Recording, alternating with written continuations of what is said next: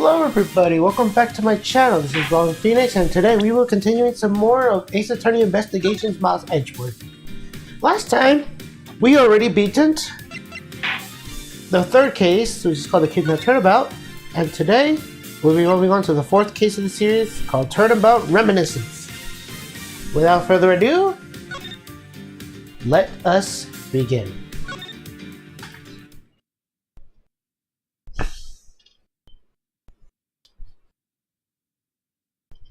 Episode 4, Turnabout Reminiscence. Kay Faraday, the young lady who calls herself the second Yatagarasu. The piece of cloth that she conjured up has taken me back to many years ago. 7 years earlier.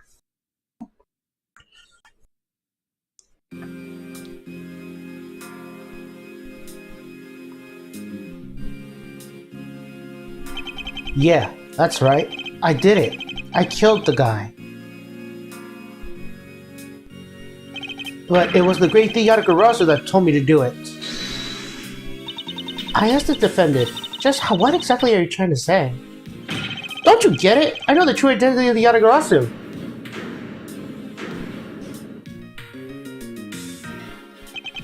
The Yatagarasu is the man standing over at the prosecutor's bench. Are you saying that I'm the Yatagarasu? Don't you dare deny it. You told me to kill him when you snuck into the embassy. Are you claiming that Mr. Faraday is the Yatagarasu? That's exactly what I'm saying. Mr. Rel, I think we heard just about enough of you. Your Honor, please listen to me. I'm telling the truth. You gotta believe me.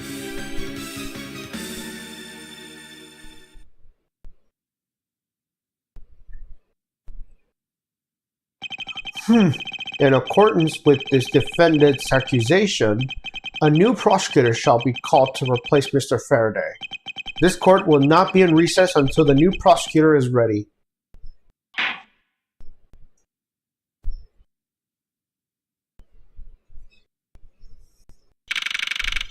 September 10th, 3:20 p.m. District Court, third floor, lobby. It's almost time for me to enter the courtroom. And so it is that my first assignment as a prosecutor will be as a replacement for a prosecutor who has been accused by the defendant. Edgeworth? It's Manfred. Sir!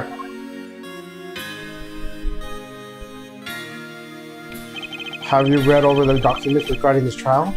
Yes, sir. I memorized everything that is to know. Very good. The paperwork for the prosecutor's substitution is just about complete. Edgeworth, always bear in mind that as your mentor, I, Manfred von Karma, will accept nothing short of perfection. I understand, sir. To have a chance to stand in court at such an early stage in my career, I am honored and proud. As I have watched over your studies, I am giving you this very rare chance. Prove yourself, crush the defendant's pathetic lies into oblivion. Yes, sir. Such a legendary prosecutor will be watching and judging my performance. I have to be perfect in every way.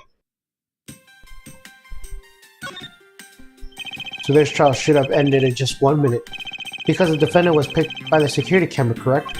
Exactly. The killer had a gall to say that he had killed because he has instructed to do so. Even more outrageous is claim that the case prosecutor Bert Faraday gave the order. Ha! Faraday is such a fool. He's been cornered by his very own prey. Sir, are you an acquaintance of Mr. Bern Faraday? He is a prophetic man who speaks nothing but nonsense. Nonsense? He once tried to explain to me the way of punishing those who cannot be brought to court. Those who cannot be brought to court? That is nonsense for a man know about the law. Well, there is always a few exceptions. However, there is no reason to even deal with such individuals.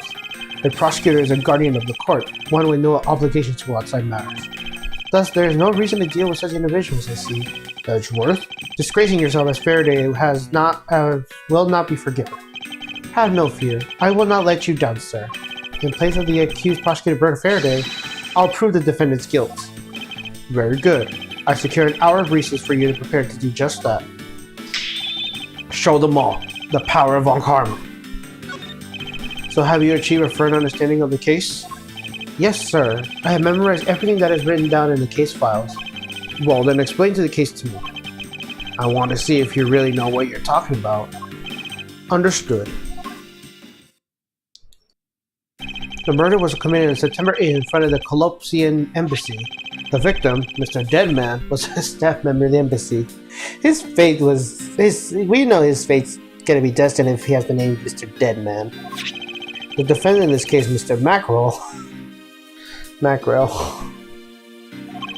was held for questioning the night of the incident as it was deemed suspicious. He was quickly placed under arrest in possession of the murder weapon, a gun. Furthermore, at the time of the murder, the great thief Yatagarasu has successfully infiltrated the Colombian embassy as well. At first, Rel claimed that he himself was the Yatagarasu, but that he did not kill Deadman. I wonder if he expected to gain from such a desperate lie.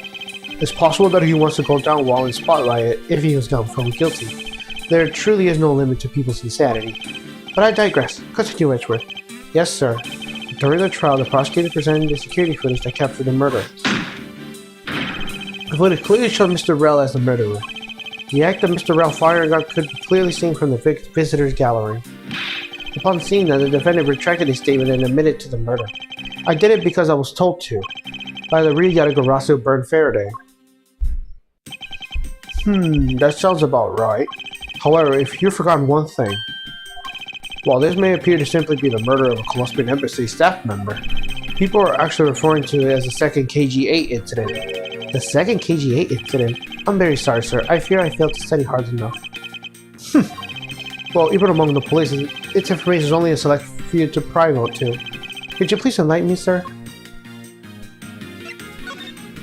Sir, what do you mean by the second KG-8 incident? In order for me to tell you that, you must first learn about the original case. Take a look at these documents. This is a 3-year-old newspaper. You have heard of the Amano Group scandal before, correct? Yes, I have.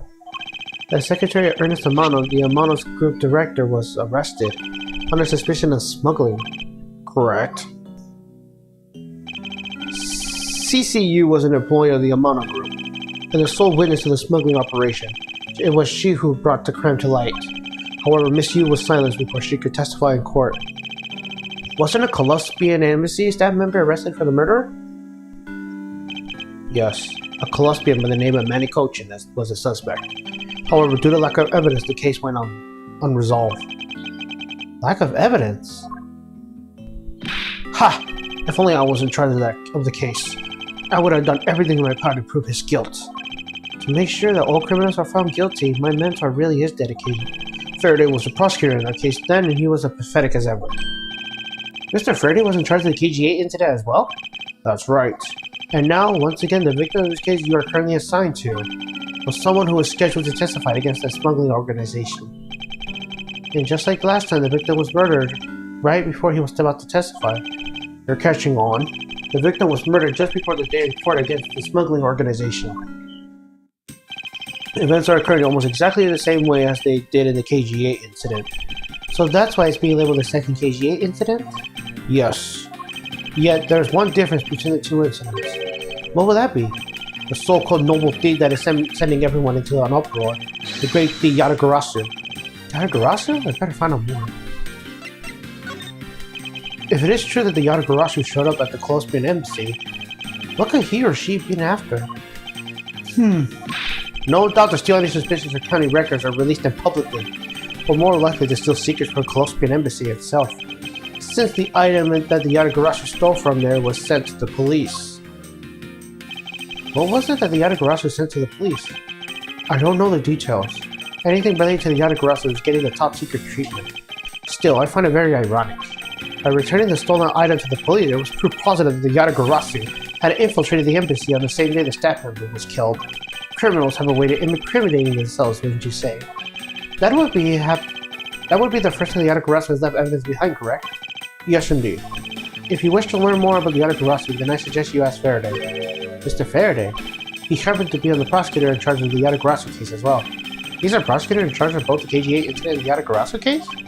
Mr. Faraday really has a lot on his plate. What is it, little girl? You're scary, mister. Do you need something? I want to trade these coins with you. A fistful of dimes, quarters, and pennies, but it looks like you got exactly $1. Is this what you want? Thanks, that's exactly what I needed. Could that child be here to watch the trial? How disrespectful for a child like that to be running around inside the courthouse. Does no one have respect for this country's judicial system anymore?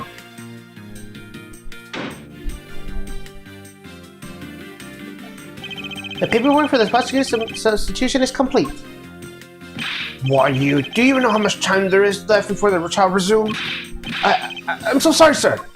I can have you mopping this courthouse instead of protecting us in an instant. It's no bother, sir. Not being completely prepared would prove to be a perfect handicap for me. A proud one you are. You had better collect the evidence for Faraday and prepare yourself. It's time for your debut at Edgeworth.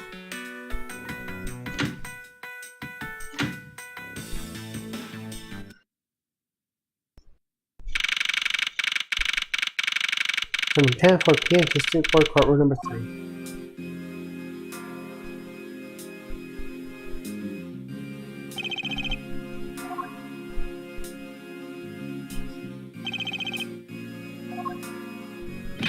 Just what is going on? Why isn't Faraday here yet?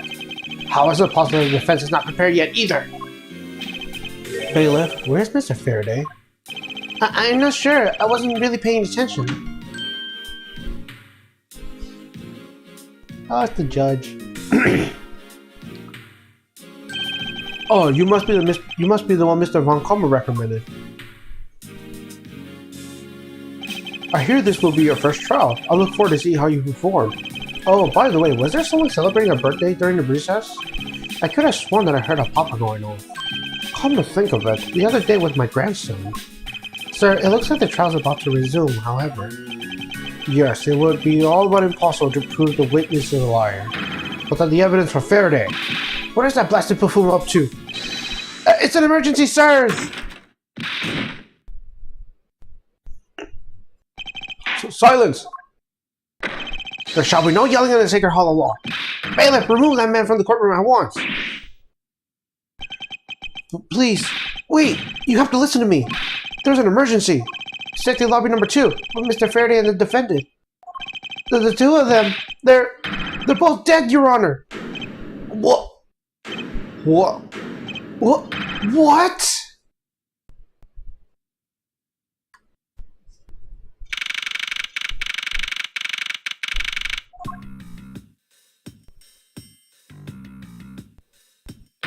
Stay back.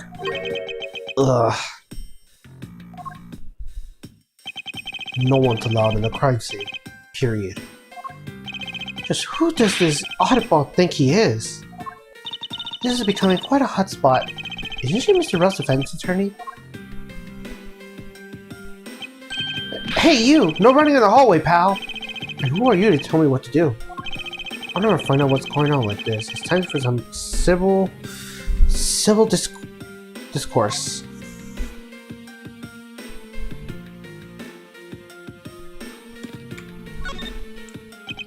Excuse me, but who are you? Detective Tyrell Bad. Homicide. I was informed by the situation and came as quickly as possible. And so how did you arrive and inspect the body before me? Faraday requested for me to testify in the trial. Plain and simple. Mr. Faraday requested that you be here? I've already contacted HQ about the situation. I've got nothing to say to you, kid. Kid? I'm Mr. Faraday's substitute for today's trial. Therefore, I insist you update me on the situation. I can't back down here. I have the right to know. Do I need to teach you a thing or two about how to talk to adults, kid? Is he threatening me? Is he going for his gun? It's just a mirror. How dare he trick me like that? Faraday was stabbed to death with some kind of blade, and he had a gun in his hand. The other man, Mr. Macwell, was shot and killed. He was found holding a bloody knife in his hand. Was there anyone else who went to the defendant lobby number 2? Yeah, that big lump over there. His name's Gumshoe. He was in charge of gutting the place. He's claiming that no one else entered the room. If that's the case, then they must have killed each other, correct? Maybe. Such impudence. This guy is really testing my patience. Why wasn't I informed that you were going to testify in court? Homicides aren't the only gig. The Yatagarasu case is only one of my assignments. So you were called upon a comment of the Yatagarasu's characteristics in order to assess if Mr. Faraday really was Yatagarasu or not. Well, looks like you just might have a brain after all in the head of yours, son. Son? I'm not your son, Pops! I guess we'll talk to you. Do you have a minute? You know, I'm not really into talking to other people I don't know, especially at a time like this. I apologize for not introducing myself before bothering you. My name is Miles Edgeworth. I was to take Mr. Faraday's place in court. Edgeworth, huh? Never heard of you. So Faraday's substitute is a newbie, huh? I'll have you know, man, that I studied under Manfred von Karma. Do not take me for some naive novice.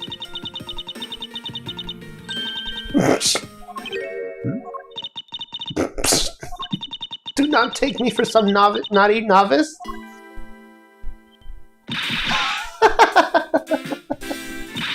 Oh, you're the student of Von Karma. I should have. Those clothes are a dead giveaway. Stop right there. Those are the garnets of those who candidly presents the facts. Thanks for the great laugh, but try not to make me laugh so much, okay? I wasn't trying to do anything of the sort. Just kidding, I was just goofing around. By the way, do you know who I am? My name is Callisto Yu. And if you're telling the truth, then we were about to go head to head in court. But of course, I have heard about you, Miss Yu. But of course, I have heard much about you. You're a regular Shakespeare. Did I say something funny? I'd like to update me on the situation. I don't really know anything. Why don't you talk to those detectives over there? If that's the case, then why are you here? What's so funny? It's just that the way you speak is so tactless. The person I was going against in court only until a little while ago was just murdered. Not like I could go back to the courtroom pretending as though nothing happened. That's a good point. I apologize for asking such an insensitive question. It's fine. Don't worry about it. Right. And you are? Who, me? Hey, pal. It's common courtesy to tell someone your name first before asking theirs. Point taken. My name is Miles Edgeworth. I am a district prosecutor. A prosecutor? I've never seen a prosecutor as young as you, pal. I told you my name. Now, would you mind telling me yours? Detective Dig comes here, and just recently I achieved a dream of becoming a detective. More than a dream, it's what I was born to do. Wait, maybe I should check and make sure I'm not really in some crazy dream first. This detective is entirely too excited to be a murder scene. So, Detective Gumshoe, would you mind telling me what you know about the incident? You know that I really don't have to tell you anything, right? I know that. But it would behoove you to fill me in on what you saw or you know. Wow, you're a proud one for such a youngster, aren't you? Well, anyway, Detective Bat is the one in charge. So you just gotta have to ask him for all the details, okay? As for me, I was guarding the door and defending lobby level 2. So you were on guard detail. Did you notice anything strange while you were in duty? Well, I freaked out when I heard a gunshot and then I kind of froze. You're a detective and immediately gunshot scared you that much? Then again, I can hardly claim to not know what it's like to hear one in close range. Then Detective Beck came running to the scene.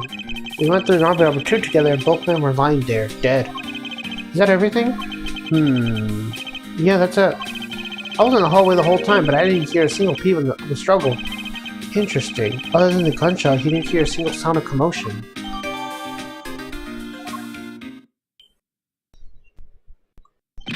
Miss Yu! There's someone here who wishes to see you. Who is it? A Colossian Embassy staff member by the name of Manny Cochin. What's going on? Detective Bad and Miss Yu's news just changed all of a sudden. Wait a second. Wasn't Manny coaching... I'll be right there. It's nice to see you again, Miss You. Why are you here? I have no desire to ever see you again. Now. Actually, would you mind stepping outside for a brief chat? Fine, let's go.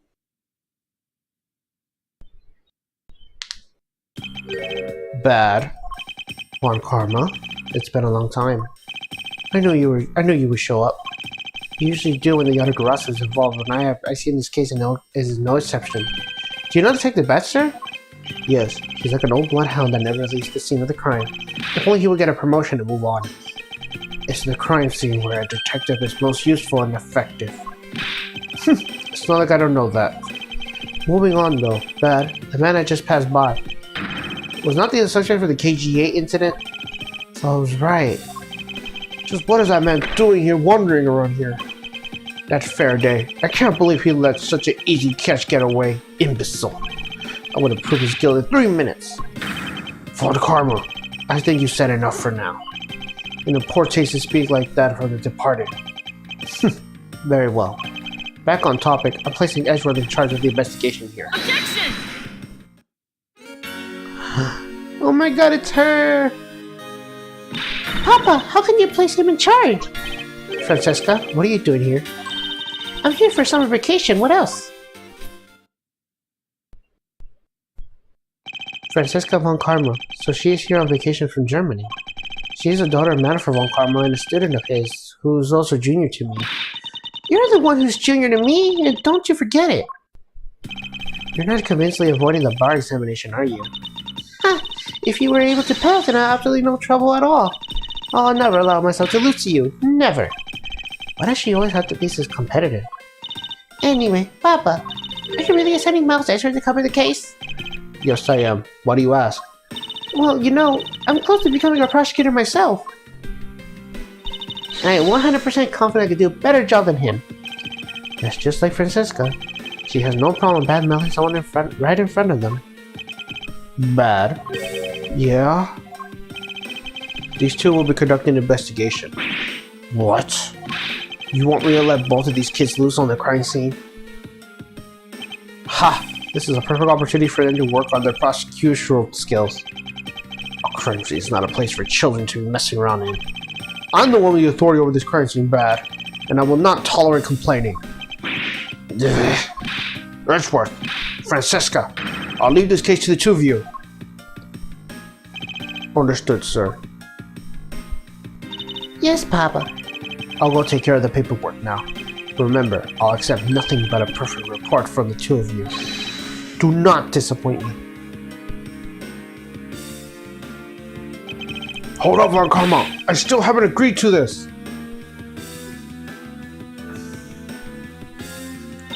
Miles Edgeworth. It's been quite some time, Francesca. This would be the perfect chance for us to see which of us is truly worthy of the Von Karma name.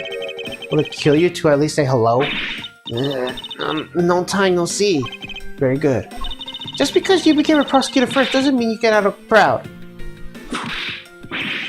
She hasn't changed a bit. Miles Edgeworth.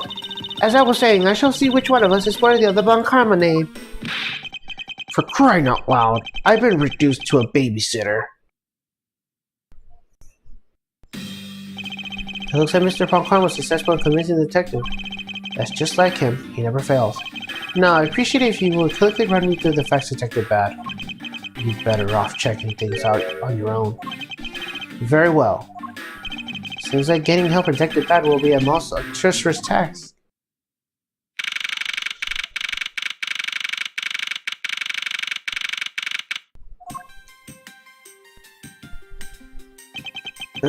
Is this the only real explanation that they killed each other simultaneously?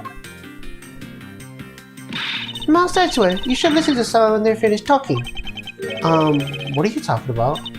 I'll only say it one more time. This is a competition to see who is worthy of the Von Karma name. A competition? The person who figures out the truth first wins. So the person who doesn't discover the truth is a dishonor to the name? Exactly. I don't care that you became a prosecutor before me. I simply refuse to hear any more foolish things come out of your foolish mouth.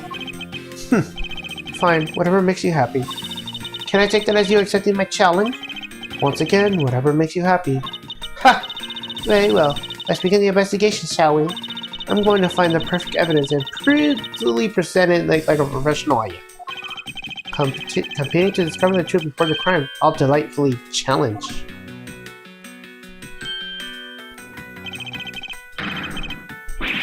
Kid? Ha! Serves you right, Miles. I just called you a kid. I said kids, kid. How dare you call me a kid as well?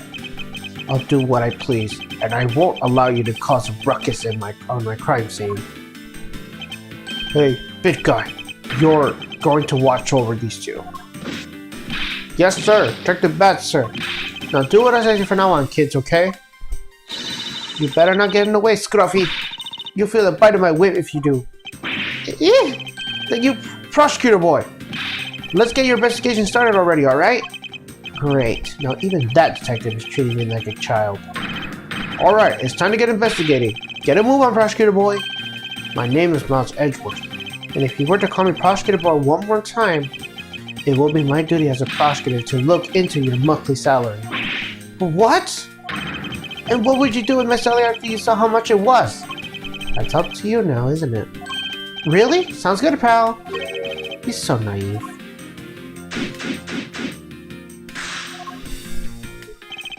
Check the bed, may I have a word with you?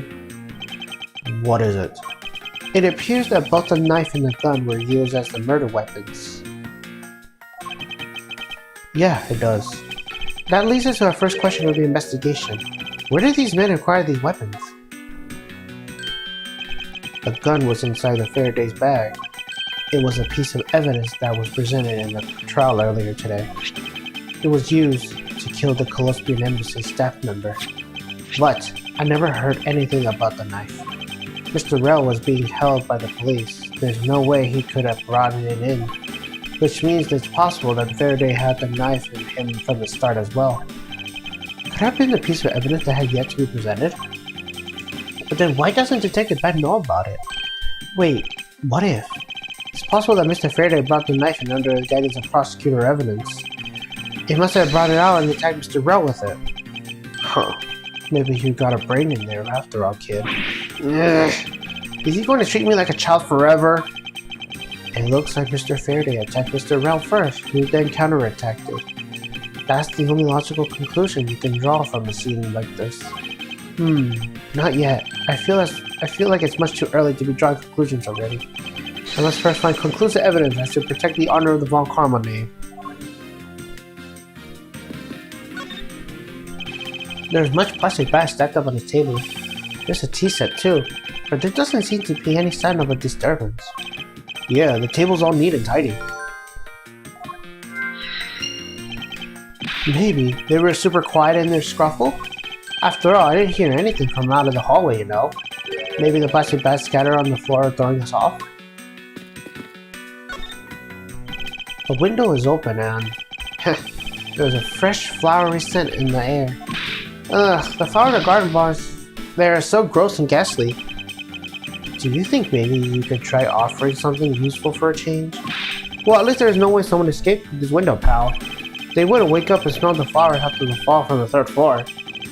Are you willingly ignoring the fact that there are also iron bars on the windows? Yeah, I guess there's that too. Either way, no one can get through these windows, right? They thought of everything when they were designing this courthouse. Very nice.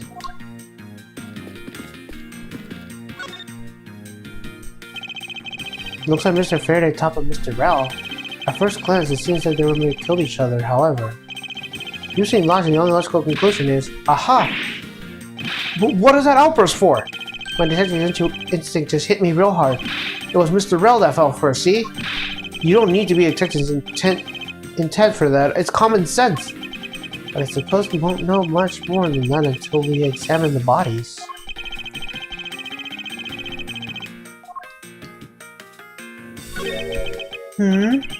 Why is there plastic bags scattered all around? Those bags were keeping evidence safe, pal. I know that much, detective. You sure are good at this stuff, aren't you, pal? Normally I'll be happy when someone compliments me, but when it's this guy... Anyway, could these plastic bags be evidence of the fight between two men?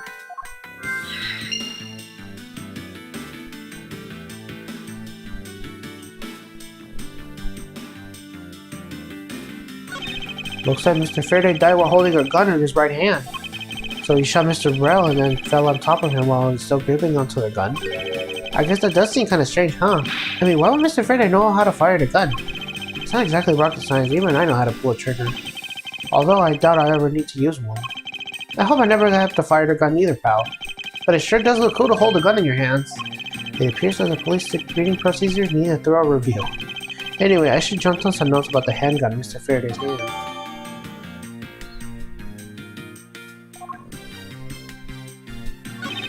His hand is all black down there, see? I wonder what could it be? If you look closely, this splashing pattern resembles an ink stain. An ink stain? Yes, I usually get ink on my own hand when I use a feather pen. A feather pen? I never seen one of those. Sure you are just making it up, pal?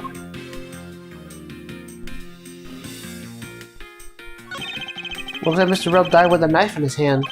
There's some blood stuck on it. Then he must use it as a weapon. Yep, no doubt about it. Was Mr. Faraday carry this in his own personage? Did he bring this as a piece of evidence to the trial? Or did he bring it with a very different intention in mind? I should jot down some notes about it.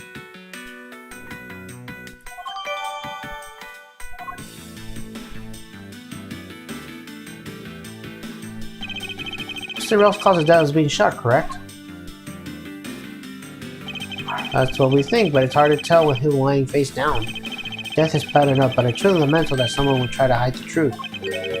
Are you sure they were trying to hide something? I can't confirm Mr. Ralph's cause of death with the body position like that. Except in bed, I'd like to examine the body in further detail if possible. What's this? You're not able to form a theory with the way they are now? I believe an examination of the bodies is vital to find the perfect evidence, don't you? Well, I suppose you have a point. Well, hurry up and get on with it. Labby. Yes, sir. We've taken enough photos of the scene, sir. And there you have it. Do you not approve? Of course not. What? Investigation of the crime scene is the work of a detective, so don't touch the thing. Hey, big fella, turn over the bodies for me, will ya? Okay. Please forgive me, Mr. Faraday, sir. Don't you do not get emotionally involved. Remember, you're a detective. Yes, sir. Understood, sir.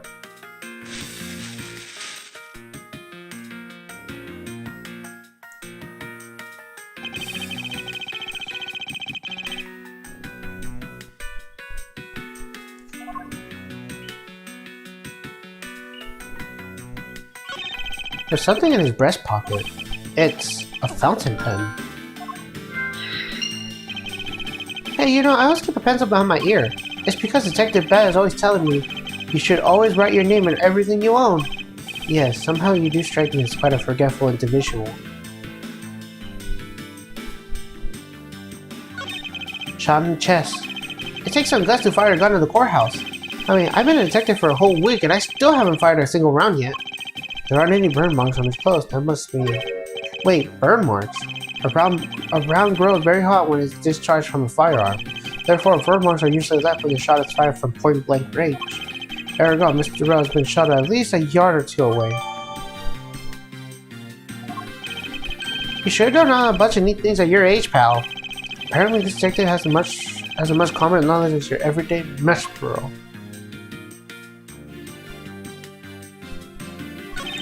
There's a knife hole in his chest here, see? I wonder if the one matches the knife Mr. Rell is holding. Labby. Yes, sir. Verified now, sir.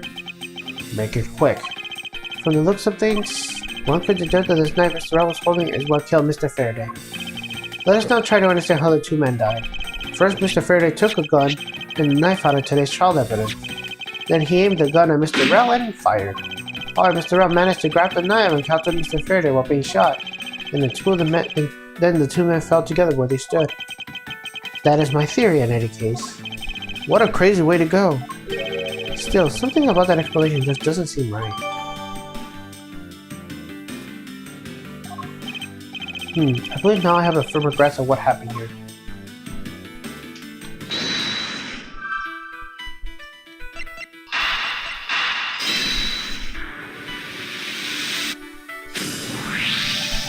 that splosh on Mr. Faraday's hand. I wonder if it might be the ink from his fountain pen.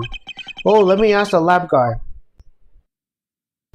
Dr. Gumshoe, I confirmed that the substance on Mr. Faraday's hand is the ink from his fountain pen. I see. Good work. I've always wanted to say that, even if it's just one time in my life. And Mr. Faraday wrote with his fountain pen on his left hand. I think that's fair to assume that he's left-handed. It appears that Mr. Faraday's pen is the most important in our case after all. Okay, if you say so, pal.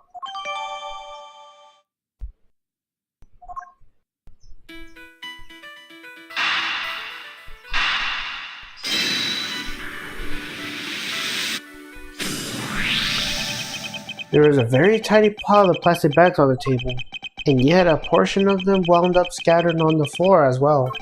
It's not likely that the ones on the floor are knocked over during the struggle, in which case there might not be another explanation of how they got there. Another reason. I believe it's possible that the blood on the outside of this bag is related somehow. Ugh, please get that blood away from me, pal, said the Gumshoe, whose blood is on the bag. Hold on, let me ask the lab guy. Alright, please hurry. Wait till you get a load of this, pal. It's Mr. Faraday's. Oh, and the technician said they didn't find anything else on or in the bag either.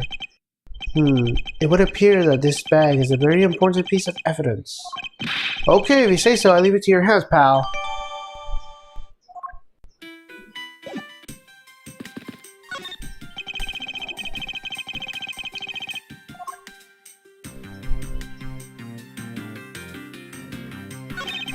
Mr. Faraday's holding the gun in his right hand. That's the one Mr. Rell was blown away, right?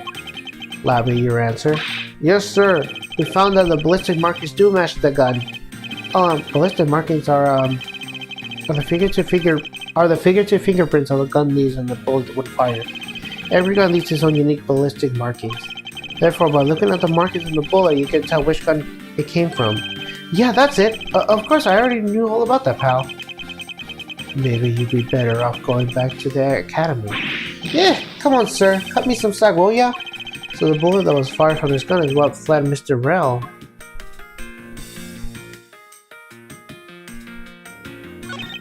It looks like Mr. Faraday was stabbed with this knife that Mr. Rell was holding.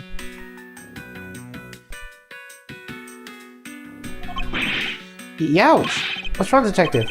My stomach's starting to hurt for just thinking about being stabbed. Just keep your mind on the case, alright?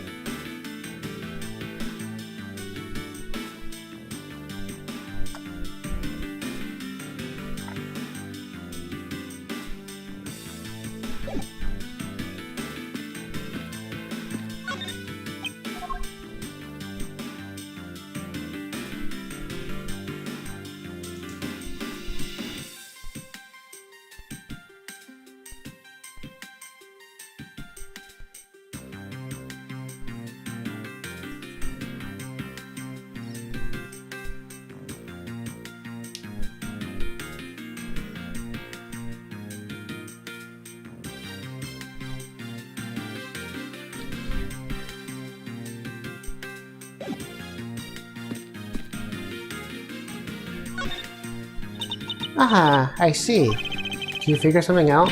This is a competition, Miles, and such I appreciate you didn't talk to me. As you wish.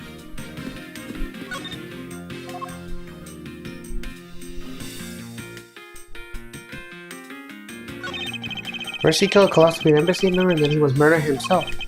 This guy wasn't exactly an angel, you know. Oh, what makes you say that? Well, he's been hauled by the precinct several times for theft and assault, pal. So yeah, he's definitely the type to have committed a murder or two. Well, he did admit to killing Mr. Deadman. Hey, good point, pal. I knew my detective's intuition was telling me something. Detective's intuition? Yup. Do you know about it? It's a special feeling that I'll detect. You don't have time for this conversation right now. Let's return to the investigation. Mr. Faraday, how ironic for him to lose his life in the courthouse. Yeah, why did it have to be like this? I don't know what to say. I can't believe this happened while I was on watch, pal. Rather than beating yourself out, you just spent your time continuing the investigation. Did he become a detective in order to solve crimes? Yeah. And get back to work. Find out the cause of his murder. Right. I'm on it, pal.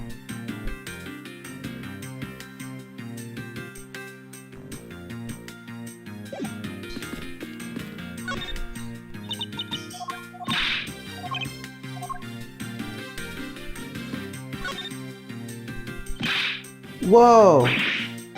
What is Detective Gumshoe? My TBA home is so tiny compared to this one, pal. Then perhaps you should purchase a more normal-sized television like this one. Well, let me see. Wow, this thing is huge. What? And way too noisy. You're the noisy one, Scruffy. Don't touch it. You'll get your fingerprints all over it. But what? I didn't touch it. Preservation of the crime scene is a foundation detective's work. Foundation, huh? Sounds like someone's the rookie here needs to shore up. I guess there's not much left to investigate, huh? They did really kill each other. No, we can't conclude that quite yet. There's still something I found very particular here. The theory that they simply killed each other is too simplistic in this case. In fact, there's actually a contradiction that shows there's another possibility. No way, pal, really? I suppose I will just have to show you the contradiction in this crime scene.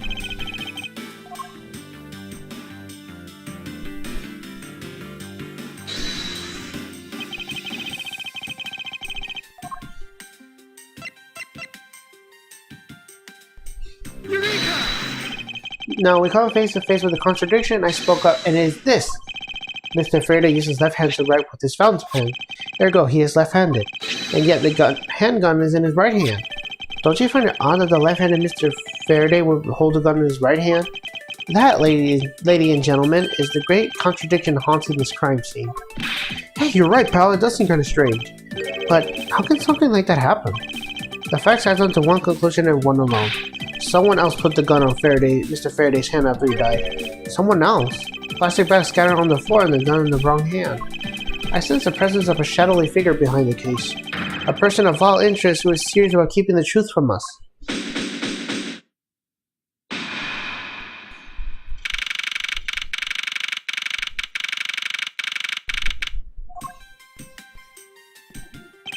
Here's the autopsy report. It is possible that Mr. Russell arrived for a short time after he was shot. However, Mr. Faraday died intentionally from his stabbing. Interesting. It looks like we now know everything we need to know about this case. Are you sure we know everything? Of course. The incident began when Mr. Faraday attempted to get his revenge. The prosecutor who went in the rage of being accused and tried to kill the defendant. But the defendant fought back and ended up killing each other. It's already clear and simple. There's absolutely no margin for doubt. Do you really believe that to be the truth? Ha! Are you saying that just because I figured out the truth before you? That you don't want to believe it's true? Yeah. It's alright. If you disagree with my argument, then prove me wrong. Well, if there's any contradiction to be found, that is. Don't worry, I will.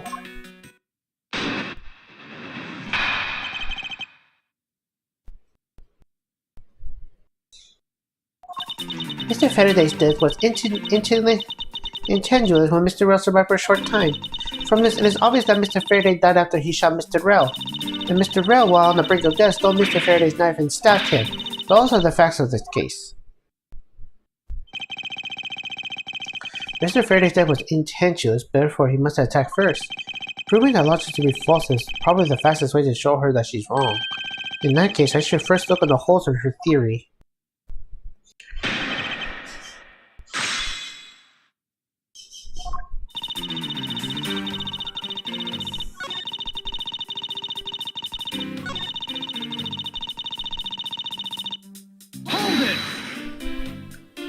So you believe that the dying Mr. Rell stole a knife from Mr. Faraday? Mr. Rell became desperate as he did not want to die. Human beings can do amazing things when they are put to the test.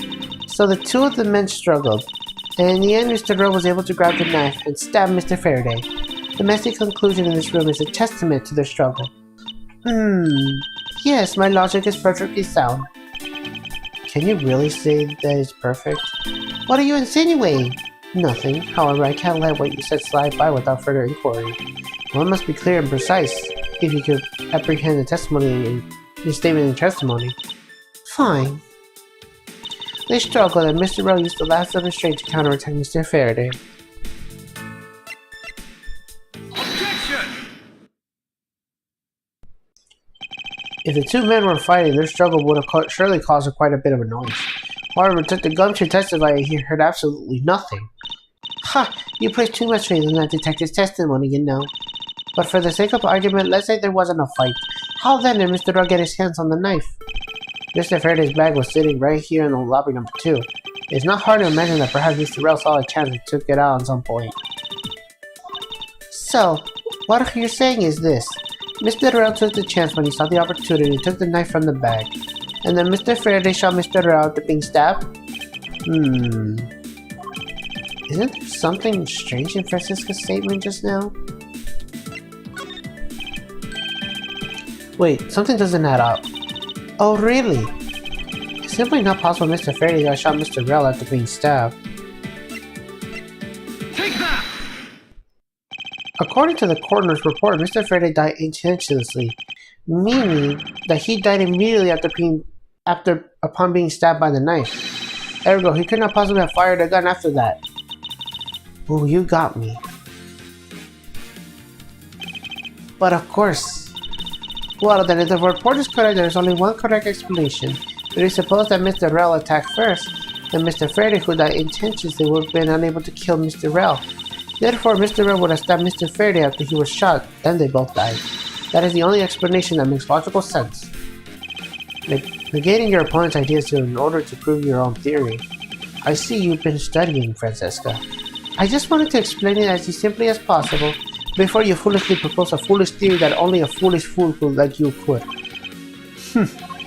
How naive of you to believe that your only opinions are valid, and still expect to discover the truth that the crime scene offers you.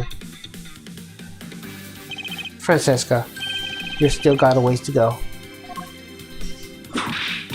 What are you talking about? Are you saying there's a flaw in my logic?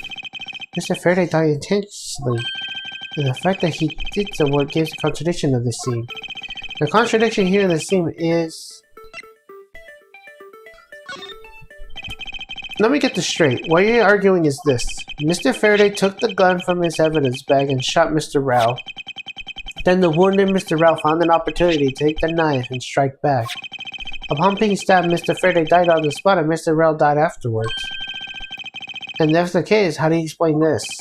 Take a look at the order in which the bodies were piled. No! Mr. Faraday's body is lying on top of Mr. Rell's. Therefore, Mr. Rell must have died before Mr. Faraday. Impossible! Yes, I agree that it seems strange no matter what angle you approach it from. But it means the real mystery behind this crime scene is No, not so fast, not Edgeworth. What now? I simply think you ought to think a little more outside the box. And that is even clearer now that the incident started with Mr. Faraday's murderous intent. She sure bounced back quickly. An explanation won't do enough this time. I'm going to take very decisive evidence to prove her wrong.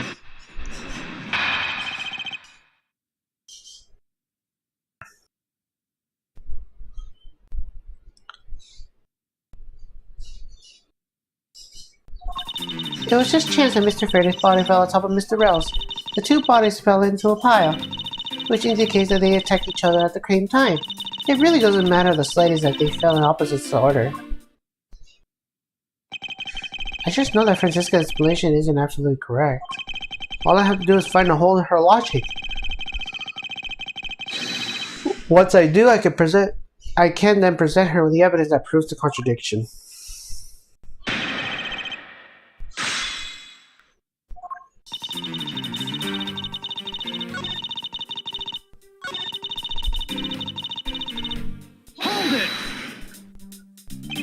What do you mean by they attacked each other at the same time? I assume Mr. Faraday had two different weapons in his hands. He made to attack Mr. Rell while holding both the knife and revolver. And then, after Mr. Faraday fired the gun, Mr. Rell grabbed the knife as he was falling and stabbed Mr. Faraday.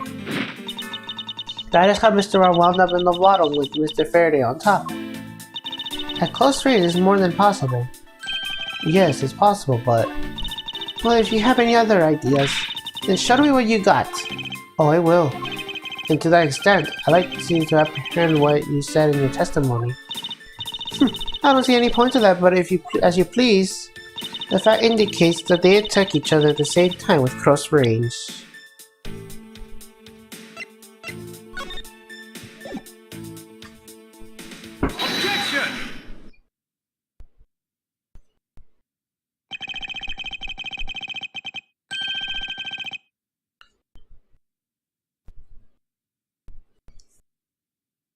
So you believe they kill each other at close range? Sorry, but that's impossible.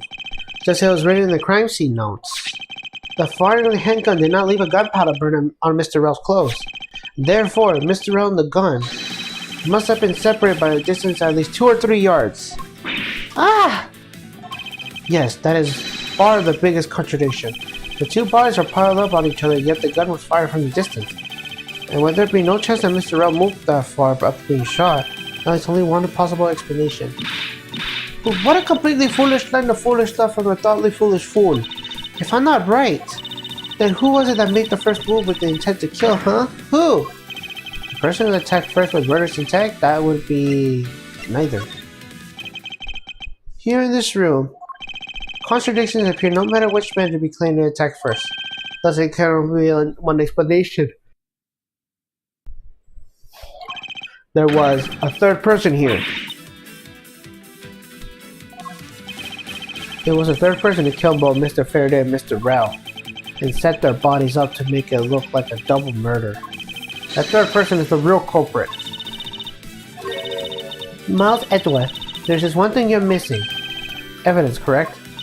Exactly. Everything you said up until now is nothing but a story played out in your head. However, this is where the real test begins. Can you prove that there's a third person involved in this crime? Of course. If a third person is truly here, the fact will result is glaring contradiction. The proof that this has been said I made to look like they killed each other. I'll present it, and lay bare the final piece of the puzzle that's not yet in place. What is the piece of evidence that proves there's a third person involved? Take that! The gun in Mr. Faraday's hand and the plastic bag with the blood on it. There are two items pointing to the presence of the third person. How so? Recall Detective Gumshoe's testimony. I was in the hallway the entire time, but I didn't hear a single peep of a struggle. If there wasn't a struggle in this room, then there shouldn't be any plastic bags on the ground, meaning that someone else must have deliberately scattered them around.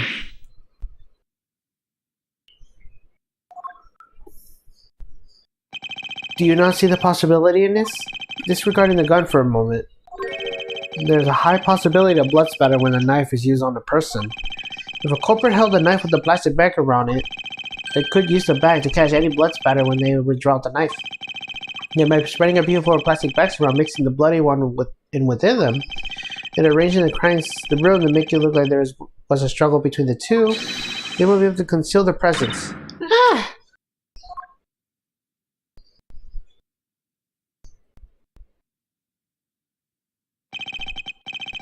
Looks like we still got a long ways to go in this investigation. Yes. Objection!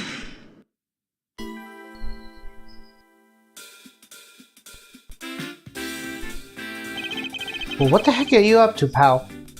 Fun fact, use objection was changed from the original clip because the original sound very lackluster. Mr. Bad, I advise you to place Detective Gumshoe under arrest. What? What's the meaning of this? Ha! Looks like you're no man enough to disciple your own subordinates. Don't you dare! The detective claims he was there standing in front of the door the whole entire time. But I have a good authority that it was all a giant lie. Miss Yu, I ask you please explain my last statement. I'll let His Honor explain it himself.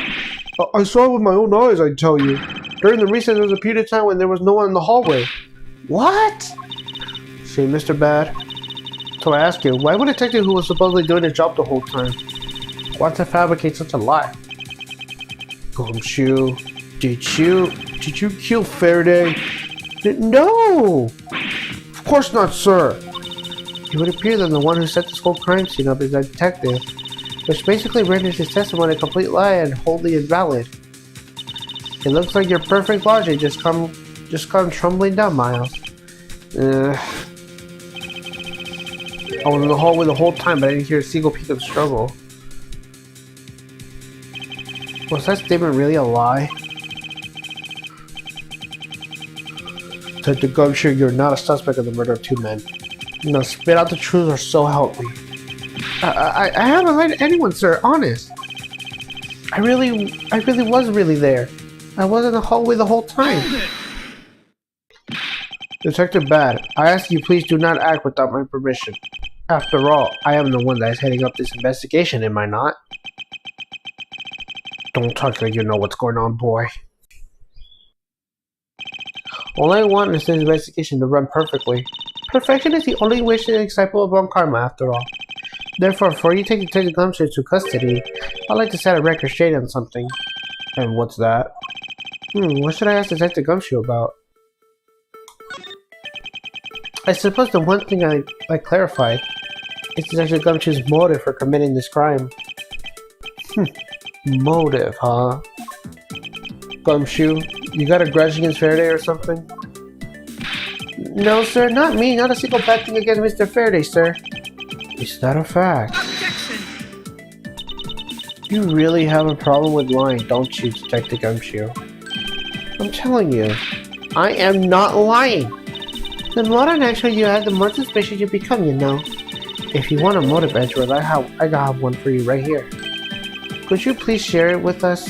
However, be forewarned that I won't hesitate to reject it. The flight's a fancy, and because all I'm interested in is a perfect explanation. You're serious, aren't you? Fine. You amuse me, so I'll humor you with a little courtroom practice.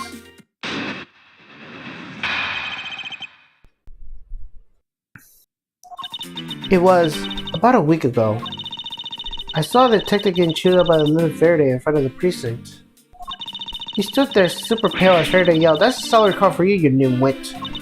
A brand new detective suddenly getting his salary cut. That's reason enough to grudge. Well, how's that for a perfect explanation? You totally misunderstood me, pal. No matter how mad I get, I would never hold a grudge. Quiet. We can't trust anything you say. Sir. There's nothing wrong with the motive she proposed, per se.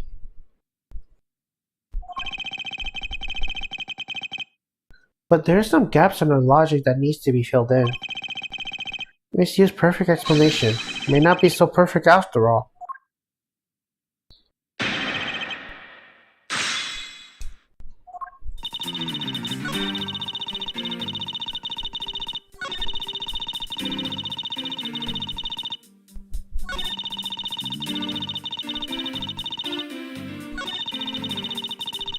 Hold it! You call your explanation perfect? Is it not to your liking? Unfortunately for you, it's just not up to my standards. Oh, is there something you want me to clarify in that case? What should I do? Should I raise an objection? Alright, if you could clear this one thing up for me. Objection! I pressed the wrong thing. So, Mr. Faraday was stabbed to death with a knife. Ugh, not that. What I meant to ask was, how were the two men killed when they were in Carter's room? We're going to find that out very soon for Gumshoe and his interrogation boy.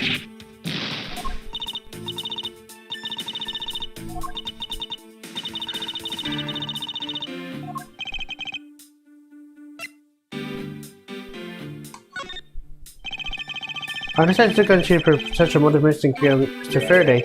However, what about his motive for killing Mr. Rel? His motive for killing Rel? That guy would know. If there were no clear motive for both murders, then I doubt this incident would have occurred. Wouldn't you agree? Is there anyone else who might have a grudge against either of the two men? Or should we look into that ourselves? Oh, in that case, I have absolutely no idea. What? That's impossible. She must know something. Wait.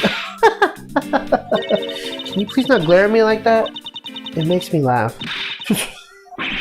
I didn't mean to do anything and you're already laughing anyway. Well, anyway, the way I see it, as long as he had the motive to kill one of the two, this crime would have played out the way it did anyways. Oh, would you care to explain your logic?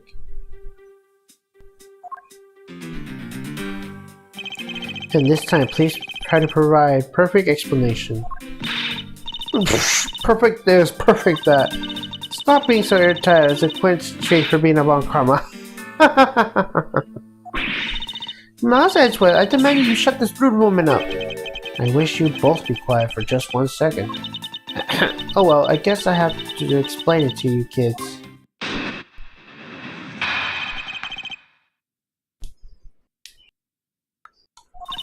There's no one out for a motive to kill both Faraday and Mr. Rel. If you really have to establish that someone has a grudge against one of the two men, Mr. Rel, who happens to be there, became a witness of Mr. Faraday's murder. Therefore, he was killed out of necessity and set up to look like they had to kill each other. I wonder if that's actually true. Is there no one out there with a grudge against both men? Oh, I should take another hard look at the evidence of this morning's case. The second KGA incident, as people calling it, involves an embassy staff member, and the two men who both wounded up as suspects in the case. Is there someone else I'm overlooking who is related to them?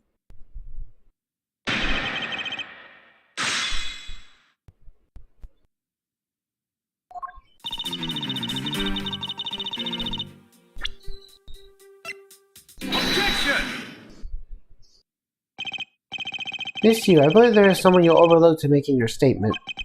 Or rather, is it because you'd rather not bring this person up? What do you mean? We are looking for someone with a reason to kill both Mr. Faraday and Mr. Rel. I can't think of at least one person who fits the bill. He was a suspect of the original KGA incident, and a member of the Colosseum and Embassy staff, Mr. Manny Cochin. That's right, the very man who came to visit you earlier in the hallway.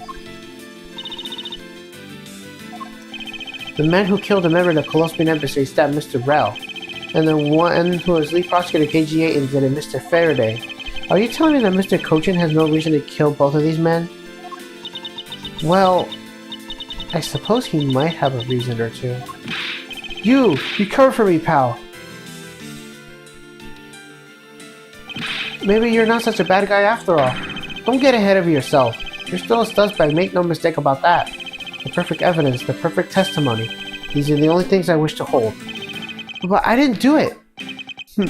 You will stay under my authority and go investigate Mr. Genji Cochin for me. And remember, I will not be very forgiving should any of this leak out. You want to investigate Cochin? You'd just be wasting your time. And why is that? Cochin was up on the viewing gallery watching the trial, or so I was told. Every cop in this place has been keeping an eye on the guy since he arrived. Then the only real suspect we have is Detective Gumshoe. I suppose so. No wait, come on, Detective Bad, you gotta believe me, sir. I really was in the hallway the whole time, sir. I never took a single step in this room, sir. Okay, then are you saying there was someone else who passed through the hallway? No, there was no one else, sir. Then why should I believe you didn't do it? That is one incredibly foolish detective, standing right on the front of the fencing all by himself. It's as good as a confession of guilt. I have to admit, it's a bit strange.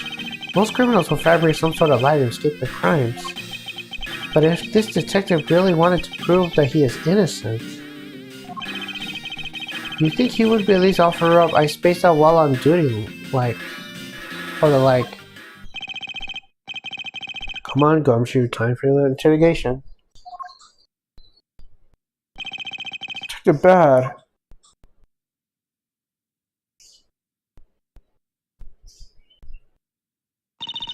Miles Edgeworth, I will go on ahead and report this to Papa. And that, as they say, is that. Right, everyone? Ho ho ho. Well, I suppose we both be getting head back to our real jobs now, huh? Before we do, Monsieur, there's something I'd like to speak to you about. What is it?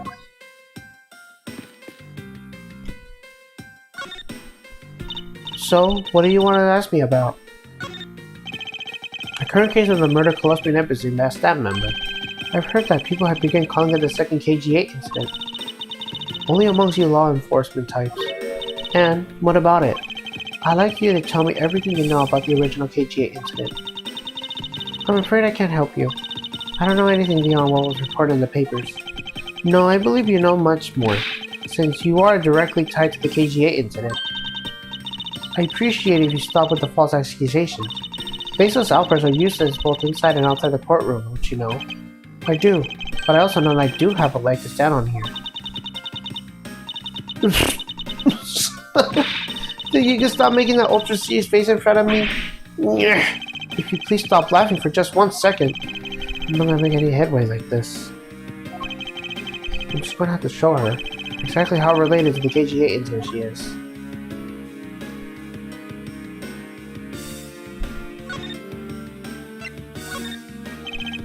Miss you. I believe that I have proof of your connection to the KGA incident. That follows is your proof? Very well then. Why don't you tell me exactly how I'm related to the KGA incident? Your connection to the KGA incident is through the victim. The victim's name is CCU. You will note that she has the same last name as you. Are you really still telling me with a straight face that you're not related to this case?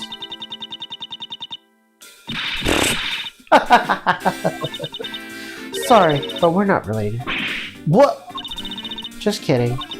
You asked that question with such a serious look on your face that I couldn't help but... Miss you, I ask you please tell me the truth. Alright, I'll tell you everything I know. As you can guess, the one who reported the smuggling activities of the Amano group was my sister CCU, as I thought. And she was killed right before she was to testify at the appended trial by Manny Cochin. But because he was tried once and was acquitted, he gets to live out the rest of his cushy life completely carefree, all because of a lack of evidence. No, I heard that the evidence his conviction did exist. What? I heard that from Mr. Faraday himself that Mr. Cochin's trial was over. Apparently a man in black made up with the most important piece of evidence. Then the evidence had been tampered with? Isn't that just a criminal to do something like that? The smuggling ring being run out of the Amano group is one of his secretaries. They bailed Mr. Cochin out. Turns out they were in a league with each other all along. How big was the smuggling ring? Was it a large operation? I don't really know. Which is why I wanted to become a lead defense on the case that people are calling the second KGA incident. But I haven't learned anything new at all. I was perfectly expecting too much, I know. You mean you think this case has nothing to do with the smuggling ring? I don't know what to think. Why did Mr. Cochin want to meet with you earlier? Actually, he came to watch the trial. Apparently he only found out that I was a defense lawyer on this case right after he arrived. He figured he should say hi, and one other thing. Looks like you couldn't resolve anything this time either. Too bad. What's that supposed to mean? Oh boy, stop it with the scary face already. I'm fine, really. I gave him a good slap across the face. The way she talks about slapping him as she laughs away is kind of creepy. But it's just as Mr. Bat said. He's not related to the double murder. I asked around and people in the gallery claim that he was on the seat the entire time. Talk about cruel faith. Well, this is about all I know. Sorry. Guess I wasn't much help, huh? That's not true. I'm sorry I made you recall such a painful time in your life. Edgeworth, you really are too serious for your own good. You really need to learn to relax. We wouldn't want you to die of stress, wouldn't we? Thank you for your advice, but there's no need to worry. I work on my own way, and I will catch this criminal in my own way as well, you see. Look at you with your game face on, ready to go. I'm making no such face.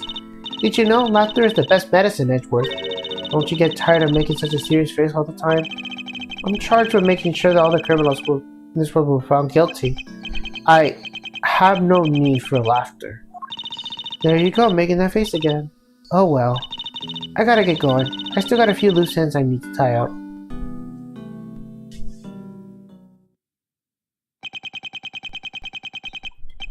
The KGA incident and the murder investigation.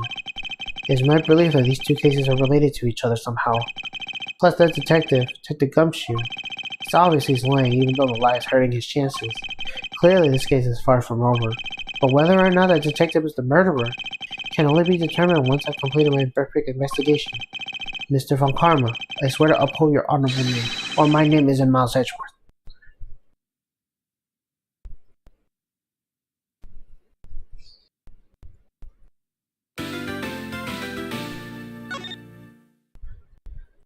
Alright, we'll continue it on.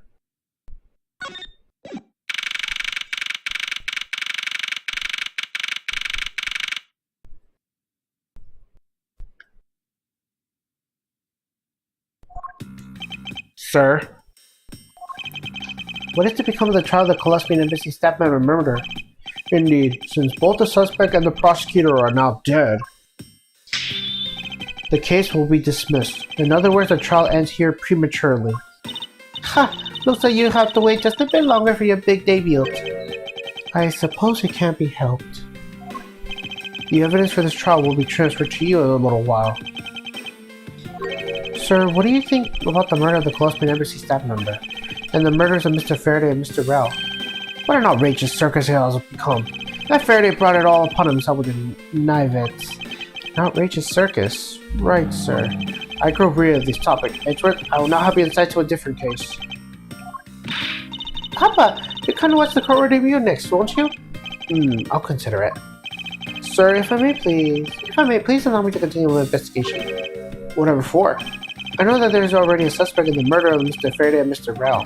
However, there is not enough evidence to prove that he was he who committed the crime. I'd like to continue investigating in order to find the perfect proof of his guilt. The perfect proof? Don't make me laugh. A worthless person like you has no claim to such a thing as perfection. Papa? Who do you think is the real culprit behind these murders? Miles and I are competing to see who can find the real killer first. Plus, being able to investigate the real crime scene is a really rare opportunity. It will give us some time a real-life experience, won't you agree? If you want to investigate this case that much, then do as you wish. Then you're allowing us to continue? In court, the top priority is to win. A solid investigation is one of the keys to winning. We have to make sure you become recognized as a first-rate prosecutor, don't we? It wouldn't be very interesting otherwise. I'm returning home now. Edgeworth, Francesca, see it to it that I'm not disturbed. Save for the result of your compensation. Yes, sir. Of course, Papa. Francesca, thank you. What are you thanking me for? Your logic earlier was built on the scruffy detective's lie. That means that the competition is still on. Yes, just as you wish. I couldn't let you off so easily. Now then, let's see how well you fare as an investigation from here, Miles Edgeworth. I know I don't have enough information yet, but my first order of business is to question anyone involved in the case. There's actually one thing we need to do first. Yep. We need to examine the two benches and the judge's chair. First, let's examine the prosecutor's chair. Any day now, I'll be taking my rightful place behind this bench. By that time, you should already be standing here. I'll be downright disgraceful if I beat you to it, wouldn't you? If that were to happen, Francisca, I'll eat my cravant. It's the defense attorney's bench.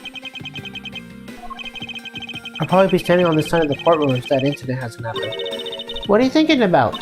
Lately, the more wrinkly your face becomes, the less I'm able to read what you're thinking. Well, I'll have you know I don't have a single wrinkle upon my youthful brow. And now, last but not least, is this. The judge's chair. It must be wonderful to be able to sit the whole time. Yes, I suppose that us prosecutor defense attorneys will have to stand. I think it will be fair that the judge has to stand the whole time too. His honor is an old man, he should be afforded some comfort. Fine, he can join his chair, but he'll share pain through my lashes. I fear the judge and Francisco will have to become a real prosecutor. Yep, behind each bench. For examining all three benches, the prosecution, the defense, and the judges. There's another one coming up soon, but we're not gonna get that one yet. Now we got that trophy. Now we should get. Let's go talk.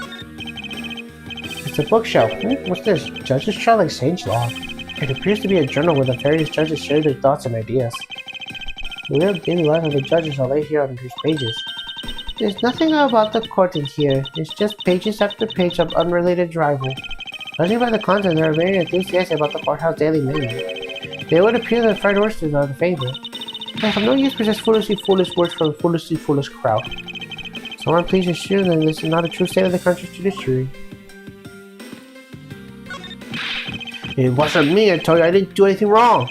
Yes, I understand, so let's just calm down, okay, buddy? I thought I'd get anything useful from the detective while he is this agitated. Miss you? Oh, it's you, Edgeworth. And who are you? Wait, you were the crazy just now, weren't you? You should be disappointed for not knowing who I am. I am Francesca von Carlo, and I'm about to become the successor of the family name. About to? I guess that means for now you're still just another kid. In which case, it's only natural I didn't know who you are. What? Why are you whipping me? Anyway, it looks like they're planning to hold the evidence a bit longer. If there's one thing I can't stand, it's waiting. I'm terribly sorry, but I have a few more questions to ask of you. Look at you, eyebrows scrounged with lines on your forehead. And that to ask of you. What exactly is so funny? Sorry, and just bad with dealing with super serious atmosphere. Apparently, they failed to teach you proper behavior at the crime scene in law school.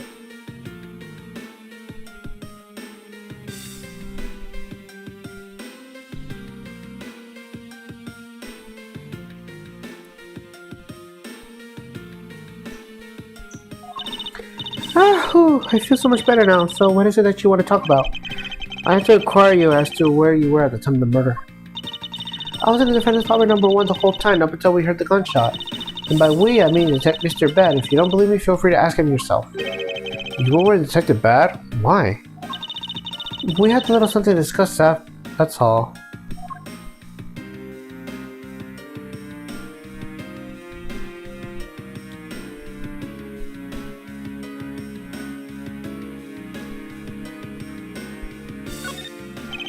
So I take it that you are acquainted with Detective Bad? Yeah, he was a detective in charge of the KGA incident. Detective Bad was also related to that incident? That's right. He was the one who's supposed to protect my sister Cece. But you know how that turned out, didn't you, Edgeworth? Mouse Edgeworth, I have no idea what you two are talking about. I heard of this KGA incident from my papa. But how does that case relate to you, monsieur? The victim of that case, Cece, was my little sister. You're making a super serious face again. I'm fine, really. I just make it a point to rub some salt in the wounded pride every time I see him. The way she talks about doing that as she laughs away is kind of creepy. Oh, speaking of Mr. Bad, here Mr. Faraday, I say they met up just about every single time the Yatagarasu made a move. It's practically a given that these two would meet up at every one of the crime scenes. Oh, I see. Did he mention that he was in charge of the Yatagarasu investigation earlier? Maybe I should ask her about what she knows about the Yatagarasu in more detail. You claim that at the time of the murder you were Detective Bad? But don't your lawyers usually discuss the trial with your clients during the recess? We do, and that was what I was planning to do. But Mr. Faraday was being rather threatening and he dragged Mr. Rell away. After that, Mr. Bad came to lobby number 1, so we just stayed there and talked. And what do you talk about Detective Bad about? Nothing interesting. I just insulted him some. Talked about how the trial was boring, and then I insulted him some more. Bloody. When she's not laughing, her mouth seemingly spews nothing but insults. Anyway, Detective Mr. Bad and I were in the defendant lobby number 1 when the murders occurred. So I really can't tell you anything about the hallway or lobby number 2. I see. I'd like to ask you a few questions about your client, Mr. Macrell. Well, now your client is claimed to be the Yatagarasu, is that correct? Yeah. Once I heard that it was the Yatagarasu that made off with the evidence of KGA, I begged to ask Mr. Rell all sorts of questions, but to no avail. Turns out Mr. Rell's not the Yatagarasu. He had just made that up. He made it up? Mr. Rell's crime was caught on tape with security cameras, but there's no footage of him sneaking into the Colospian embassy himself. Hold on just a minute.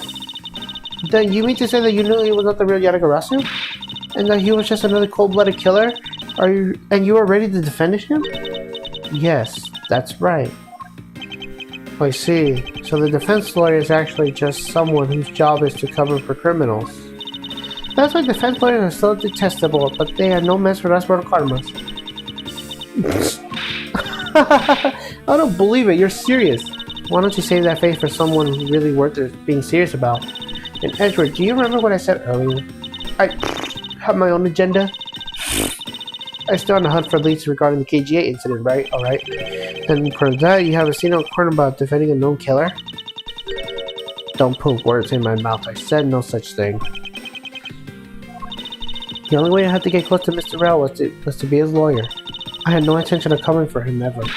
So don't you dare suggest I was going to. I'm sorry, forgive my rashness. Miss you. I was wondering if you could tell me about the Yatagarasu. The Yatagarasu, huh? I don't really know much about the character myself, but I do get a lot of consultation requests from companies who defend me. Requests from companies? The Yatagarasu is just a petty thing out for money, you know. Alright then, perhaps the Yatagarasu is in the business for stealing people's lives? You're not very funny or witty, are you, little Miss Mon Karma? Francesca, be careful who you whip. Choose carefully, you may sued by roof. There, I choose carefully, just like you wanted.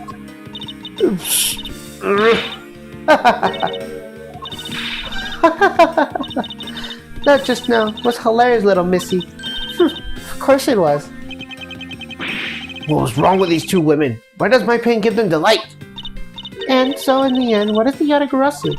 I have to say I've never even heard of this thief when I was in Germany. Yatagarasu deals with information, namely in digging up some dirt in the backroom dealings in the likes from companies. Yatagarasu is a vigilante who steals such info and made it public to all to see.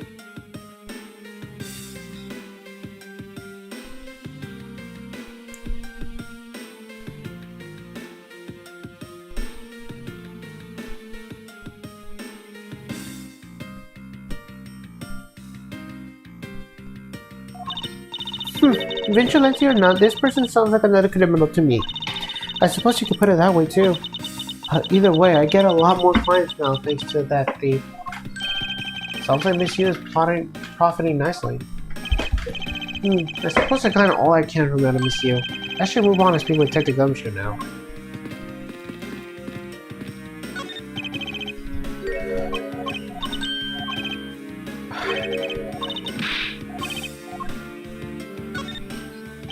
Detective Gumshoe? Hey, it's you, pal. You're here. Youch! As am I. I don't think you needed to whip him to let him know you that. I didn't do it, pal. I swear on my honor as a detective. I really didn't.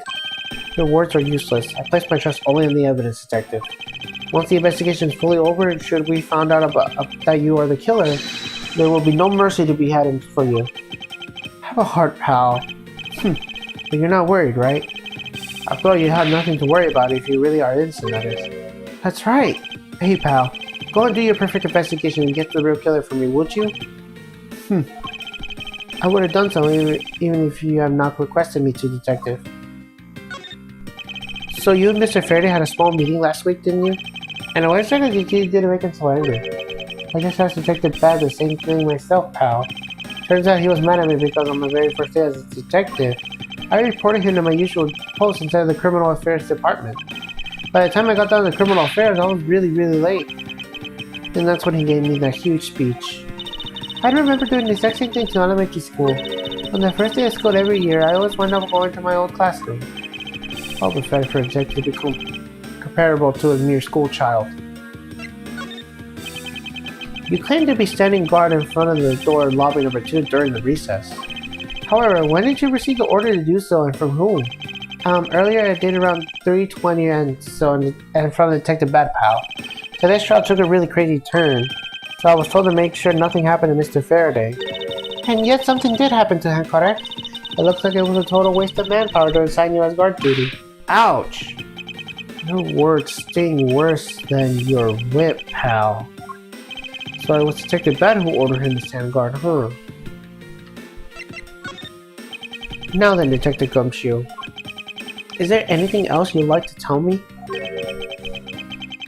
Nope, not a thing, pal. In that case, allow us to take a look at what you are carrying on your personage. Ah! Wait! You can't do that! There's nothing of any particular value here. Well, my handcuffs or badge are confiscated by Detective Bat, so, you know. And what is that open envelope I see sticking out of your coat pocket? Ah, hands up, pal! Just showed it to us already! Yo! Annual bonus check within $5 total, except there's no check inside. You have to look now, give it back, pal. It's my first bonus as a brand new detective. I just got it and cashed it in today. I had literally no cash on me up until I did, you know. So that envelope was really special to me. Now give it back! You don't need rubbish like this. Don't worry, we'll throw it away for you later. How could you?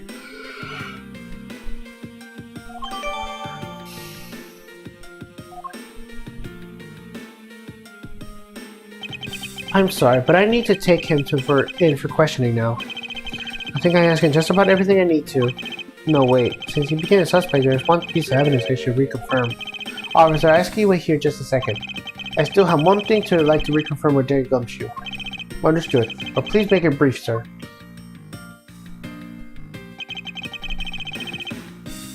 I want to hear it from the horse's mouth. I must confirm whether his testimony about whether the crime occurred is the truth.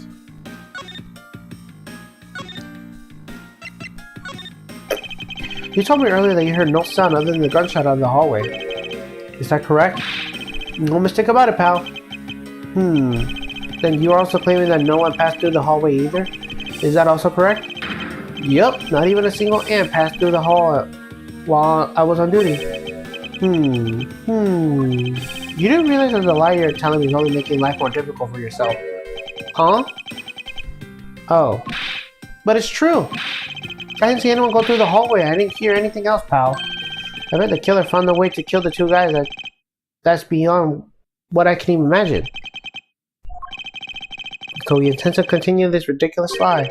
But why would he do so given the situation he's in? I believe a thorough investigation of a hallway in front of the defendant's lobbies are in order.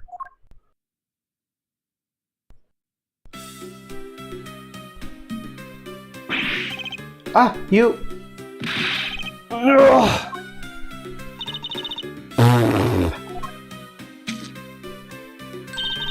How could you not have noticed that coming? Wasn't that the child I charged money for earlier? Thanks! That's exactly what I needed!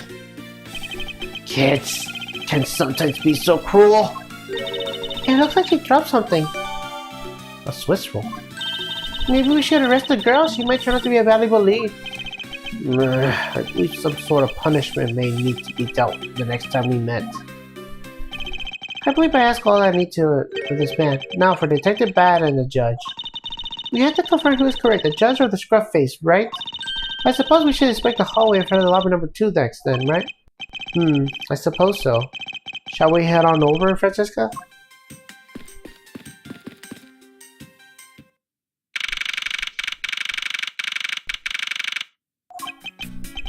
So, did you see anything else? No, I didn't think so. I see. Well, thanks for your cooperation. Oh, it's nothing. Just doing my duty as a defender of the law. That'll be all for now. I ask again if I have any other questions. Anytime, Detective. Now, if you'll excuse me, I have a few loose ends I have to tie up. Oh, you're that new prosecutor Mr. Von Karma recommended, right? My name is Miles Edgeworth, Your Honor. And I'm Master Von Karma's daughter, Francesca Von Karma.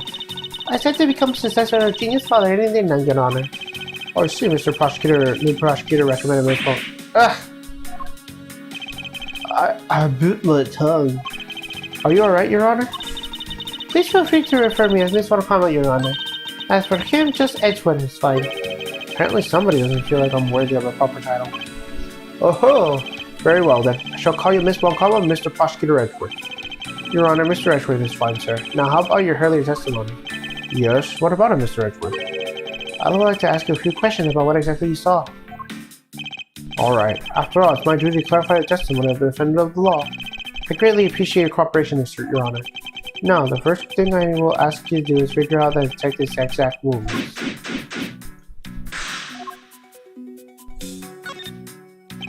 Your Honor, I'd like to ask you a few questions if you don't mind. Where were you at the time of the murder? Do you suspect me or something? No, nothing of the sort, Your Honor. Very well, you may continue with your testimony. Your Honor, it's your testimony I'm after. Oh! I had no idea you were chasing after me on my testimony. I'm beginning to sense that I might want to avoid being in a trial run to this judge, and this is the judge you deal with every time.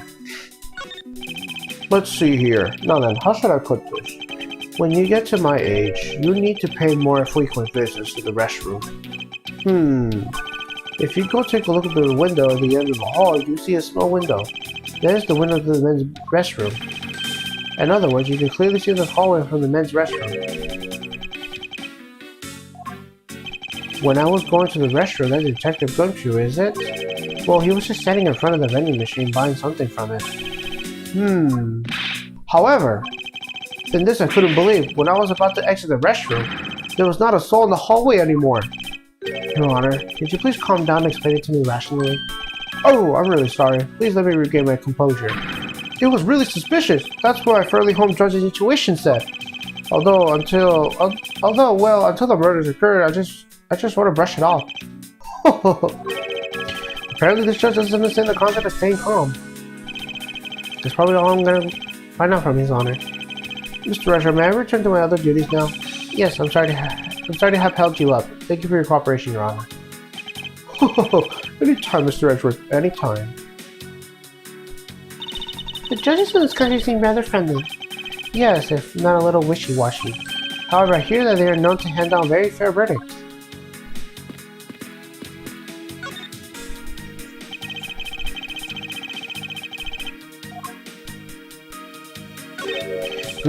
What is this? It's a pink-colored piece of trash made of rubber.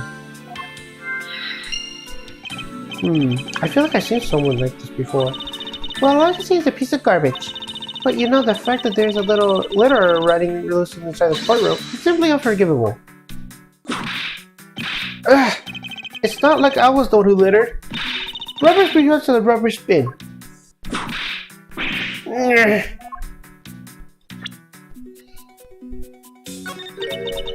What are these black spectacles? I believe they're a pile of ants eating away. Oh, that detective, he claims that not a single ant slipped by him, and yet there's a whole hill of them. Ah, why are you hitting me for it? As a replacement for that pathetic detective. Perhaps I should add this deductor to the test detective for on times of pay cuts. Anyway, I wonder what the ants are eating. From the looks of it, a piece of cake and chocolate from a Swiss roll.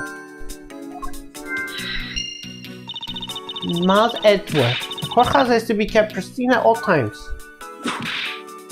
It wasn't me that dropped food on the ground. The courthouse must be kept clean.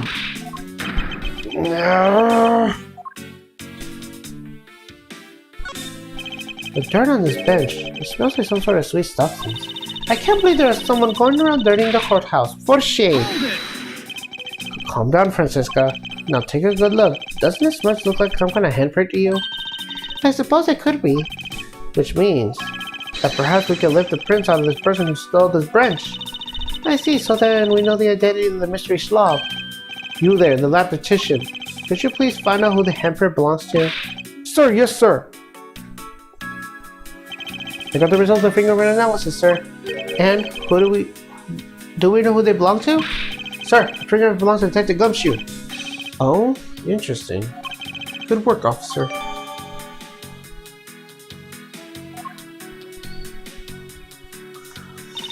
And there you have it. Yes, I suppose so. Now we know the identity of the person who dirtied the bench. I sense that you and I will be using the information in very different ways.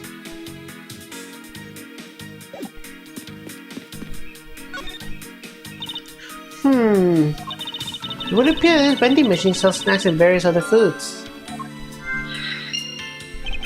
Just lovely. What will they think of next? Don't be a jerk and corner with these beef jerks. One packet for $9. Defendant's fresh milk. One half print pint for $7. Say neutral the squeeze deal at the end of these for $6. They're awfully overpriced.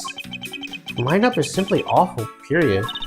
Speaking of snacks, I wonder if that Swiss roll little girl dropped is from this machine. I was wondering about that myself.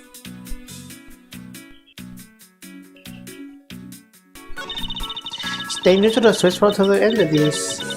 The end of what?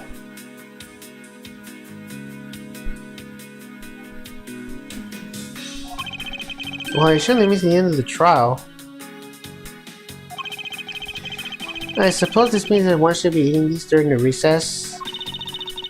You can't eat during the trial. I suppose the only time you can eat is now, huh? I wouldn't mind if you wanted to eat one now. They come in packs of 2 after all. You're in the middle of an investigation. Besides, I don't have $6 on me. If you wanted to pull our money and buy a pack together. If I had to split it with you, then I don't want it.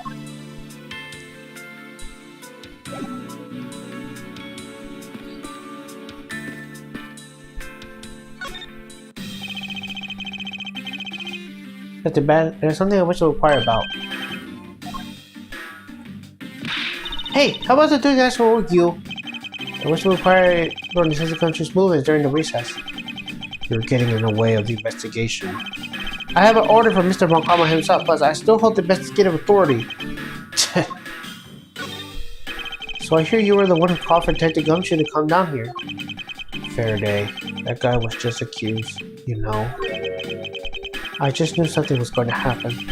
My detective's instinct told me. A lot of good it did you. You couldn't even protect one lone prosecutor with it. Hold it! Francisca, I think you need to apologize. I'm sorry. I'm terribly sorry, Detective Bad. Please continue. I used the phone on the first floor and called the precinct. I told him to send somebody over. And that detective's the one that showed up. And only upon his arrival did you say Detective Gumshoe to stand guard, Detective Bad? Yeah, I waited for him for the first floor. After he got here, he came up to these defendants' lobbies together. As we ran to this hallway, we ran into you. She told us that Faraday was really mad, and that he dragged Rel off the lobby number 2 to have a word or something, and that Faraday had said to not let anyone interrupt them. So what choice do I have? All I could do was tell the big lug to stand guard outside. And around what time did all of this take place? Let's see, I think it was about 30 minutes before I heard the gunshot. After giving the big lug his excitement, he never left the hallway, not once. Oh, how could you make such a claim? One of these guards out of the 4 main lobby swore to me that he didn't. The detective never left the hallway, then where did he disappear off to? That's simple. He must have gone to lobby number 2, just as I suspected. You and I. We were in lobby number 1 next door. The only one without an alibi is Gumshoe. It would seem that I am still missing some key piece of information. Detective Bat, you also heard a gunshot, didn't you not? Yeah. I heard it when I was in the defendant lobby number 1. That's why I came running towards lobby number 2 together with you. How much time do you have left between you hearing the gunshot and your arrival on the scene? Less than a minute. What were your movements upon hearing the gunshot? I grabbed the big lug, who was just walking around in the hall, and raced into lobby number 2. And that's when we discovered the bodies. In that order. That makes you the discoverer of the crime scene, right? Yeah, I guess it does, little miss. I am about to become a prosecutor very soon. You will treat me with the dignity I deserve, or else. You wave that thing around anymore, and I'll have you arrested for obstruction, little miss. You wouldn't dare! Just joking. Detective Bad is really something if you can make Francisca behave. Are we about done? Is there anything else I should ask him about?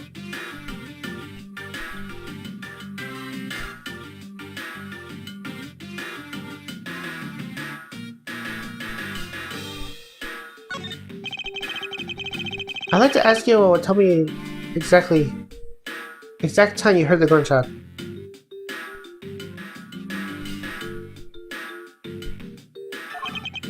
It was around the end of recess and the trial was about to start again, I think. He was supposed to make time for himself to transfer the evidence he was holding. But I got the sense he wasn't gonna show up for the handoff. So I figured I should go get him and he'll be late. And just as I thought that, bang! The sound of the gunshot hit my eardrums. So we heard the gunshot right before the trial was about to restart, huh? Are we done here? I don't have any time to waste. Oh, come on, all you're doing is standing in front of this door doing nothing.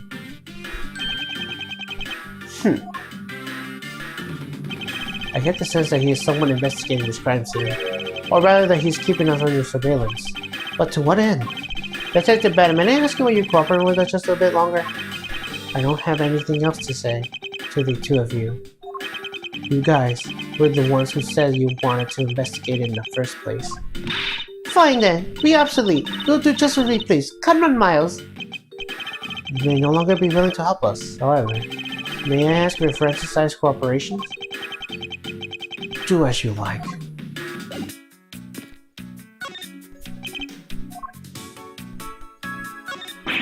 Ugh. What's the matter? I pricked myself with one of these cactus needles. I didn't think the needles on this thing would be so sharp. Well, what did you expect? Can you explain how bad it would be if you were hit on the head of one of those? Anyway, this cactus seems to be unrelated to our case. Do you really think so? Because I believe that this cactus sitting on this windsill is completely unrelated. Oh, well then, I look forward to explaining how it is related.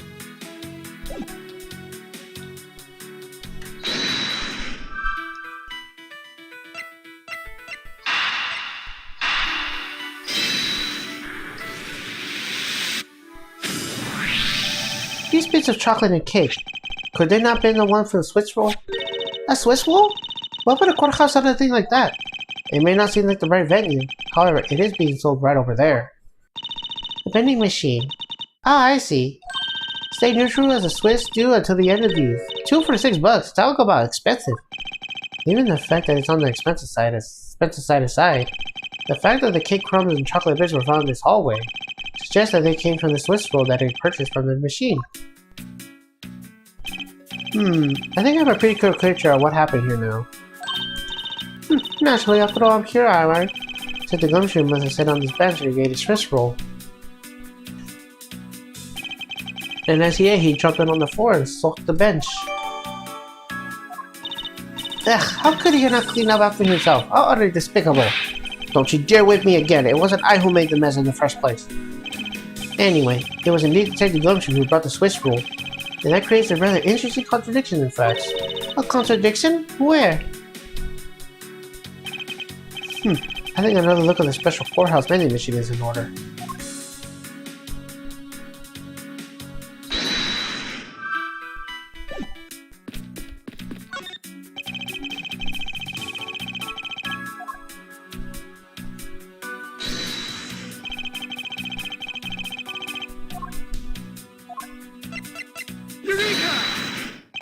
About Detective Gumshoe's finances, he said that until this morning, he didn't have any single penny in his personage.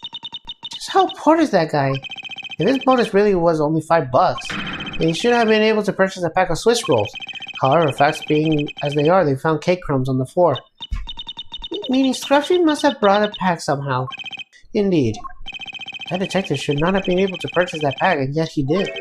The question is how?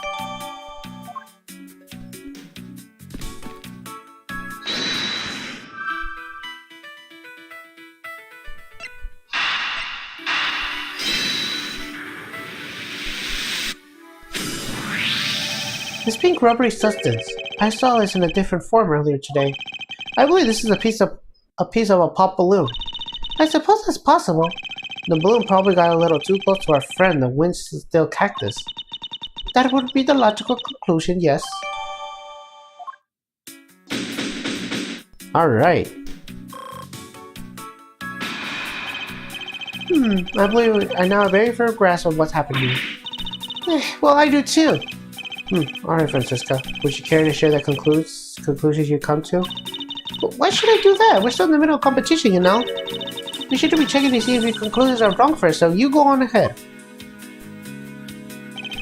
You're almost curious. She's going this far to ensure that she wins. Almost. Very well. But first, we need to pay His Honor a visit to correct his testimony.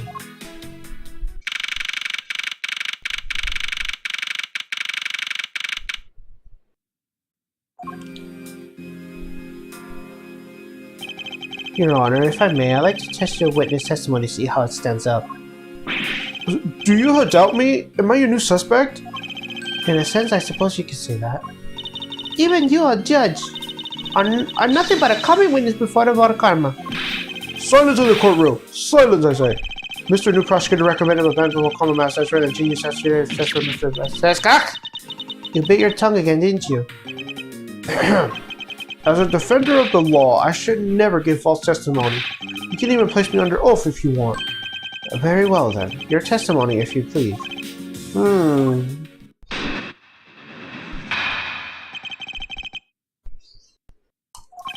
During the recess, I went to the restroom. There was a window on the hallway side. In other words, I could see into the hallway. As I entered, I saw the detective buying something from the vending machines. But then I was about to exit the restroom, he had completely disappeared. A detective that goes missing while on duty? That sounds mighty suspicious to me! Your Honor, can you please try to remain calm? Oh! I'm so used to simply listening to testimonies that I got caught up with the excitement. I'm sorry, Your Honor, but I'm afraid I'm going to spoil your fun now.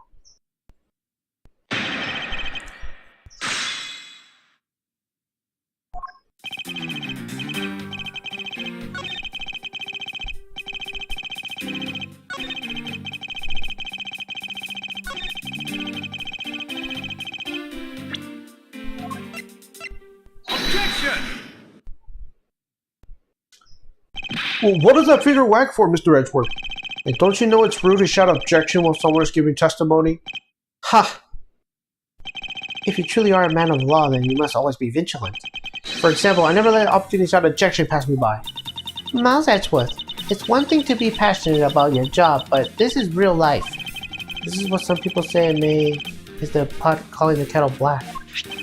Your Honor, I wonder if you might take a look at this with me. What is that filth? How dare someone dirty the hallway bench like that? Who is the culprit? The party is hereby guilty of uncleanliness.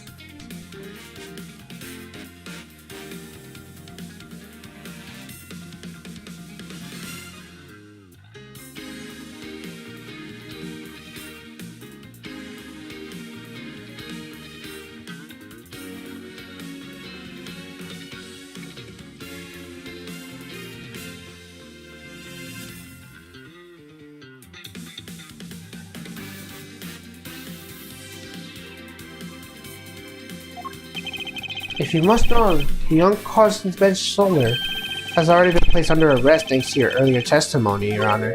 Oh, well that's good. Who was it? We were able to discover something from the smudge in the bench, namely Detective Gumshoe's fingerprints.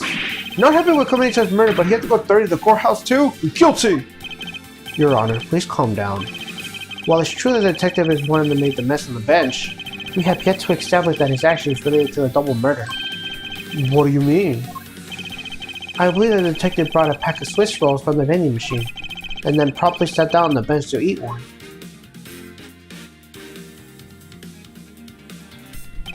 The cake crumbs and the piece of chocolate on the floor under the bench, and Detective Gumshoe's fingerprints proved my conclusions to be true. Oh, but I still don't understand. Is this whole thing related to how I couldn't see him as I was leaving the restroom? It is indeed. The window in the hallway was built rather high up into the wall, at around a grown adult's chest height. As evidence, I submit that Francisca herself was unable to see out of the window.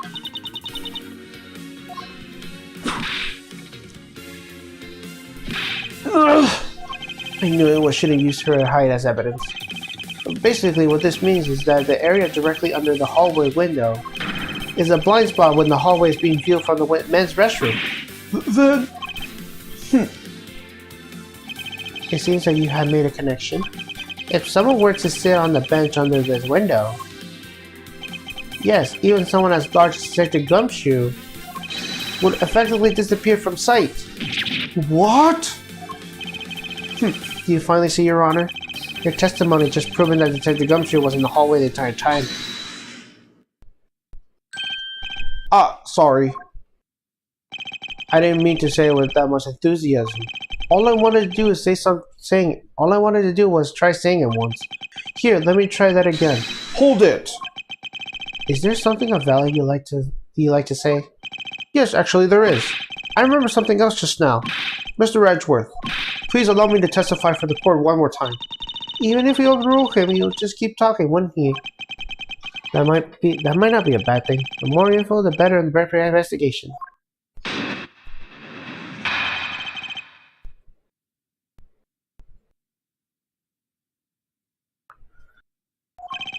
I suppose it's possible you can't see a seated person from the restroom window. However, that doesn't mean the detective was standing there when I looked. Anyway, I forgot to testify earlier on probably the most important detail. As I was leaving the restroom, I heard a loud bang of a gunshot. York! How was that? That's the testimony of one judge to the crime of others. Your Honor, could you try to state important facts first next time? I agree. Before you go around judging others, you should learn to judge your own words. I'm sorry. But honestly, I thought the sound was a noise popper until just now. Now that you mention it, right before we restarted the trial, he did talk about that. Oh, by the way, was there someone celebrating your birthday during the recess? I could have sworn I heard a popper going off. Come to think of it, the other day with my grandson.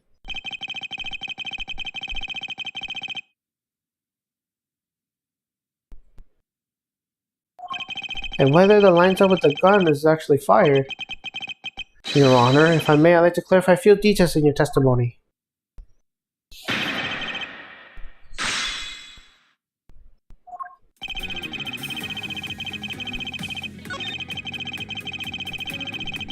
Hold it! As we established, you went to the restroom during the recess. However, at what point did the recess did you look into the hallway? After I recalled for the recess, I handed the chief prosecutor paperwork. Maybe about 20 minutes before we reconvened. Yes, that sounds about right. Just as I expected.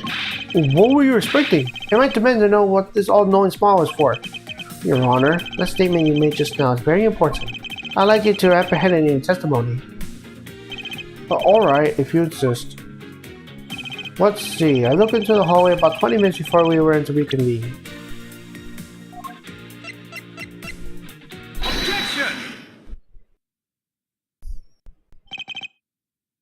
Your Honor, I cannot allow you to make an objection. What? Your Honor, I'm really sorry, but I cannot allow you to not allow me to make an objection. God, have I been overruled? Your Honor, there are simply too many holes in your testimony for my taste. What do you mean by that? You claim that you heard a gunshot during the recess, but that's simply not possible. Mr. New Prosecutor recommended by Manfred Wong. Ah! Instead of biting your tongue, why don't you bite your... Oh. Ugh. I see you have no mercy of the elderly either, Francisca. Don't talk back to me unless you want to be whipped in the back. With your height, you'll need to stepladder to accomplish that. Mr. Edgeworth, my ears are not that far gone, I'll have you know. I can still hear just fine. But I heard the sound of the gunshot loud and clear with my own 2 ears. Ha! Your Honor, I have here an interesting bit of testimony. It's from Detective Bad. And according to him, he heard the gunshot right before the trial was about to start again. What did you just say? Your Honor, you just said that you heard the gunshot about 20 minutes before we were about to reconvene. How do you explain this glaring contradiction? That can't be! Unfortunately, that is the truth. But I heard it clear as day. Bang! The loud sound of a gunshot. The sound of the gunshot? You keep returning to this point of contention. And that piece of evidence, I always did wonder why I found it where it did. However, now I understand what that gunshot the judge heard really was. Unfortunately, Your Honor, this is what really produced the gunshot you heard. Take that! I found this object in the hallway earlier. What is that pink substance? They may not look at it, but it's actually a piece of balloon. I see. And I suppose you would like me to accept this pink balloon into the court record? I like that jingle. Your Honor, I present this piece of evidence in order to overrule your testimony. What? Your Honor, your argument goes as follows. You saw no one in the hallway when you heard the gunshot. Now, there's no guarantee that the detective was sitting on the bench that time. Therefore, you believe that he must have been in the crime scene, Detective Lobby number 2. Am I correct? Yes, that's exactly right. Let me ask you something. Do you think that the gunshot you heard is produced by a real gun? I think I said enough that even you can figure the rest out on your own. Your Honor, you were fooled by the popping of this balloon to thinking it was a gunshot. What manner of trickery is this? That was a good effort you put forward, Miles Edgeworth. But if it was me, I would wrap this thing up before the judge even testified. Try to elaborate how one ends something before it even begins. Well, to be honest, I did think the sound is a bit off by a real gunshot sound. But who would have guessed that someone would have popped a balloon in a place like this? That's true. One doesn't usually think balloons are conjecture with courthouse. I want to trade these coins with you. That's it. That balloon that girl was holding. It explains everything. Your Honor, if it makes you feel any better, you didn't lie once in your testimony. However, I can't really vouch for his accuracy. Who knew that giving testimony could be such a difficult thing to do? What have I done? I owe Detective Gumshoe a very, very big apology. I will see to myself that he is released. Wait. There's still a few things I have yet to resolve about what happened in the hallway. Your Honor, I request your permission to further question Detective Gumshoe. But why? I thought he was just cleared his name. Whether he did just now or not, I still cannot say. The only thing I can do for now is continue my quest for the perfect expert. And to that end, I must resolve this remaining issue pertaining to the events that occurred in the hallway. Very well. Bailiff, please bring Detective Gumshoe into the courtroom. I must fulfill my mission and find the perfect explanation to this case.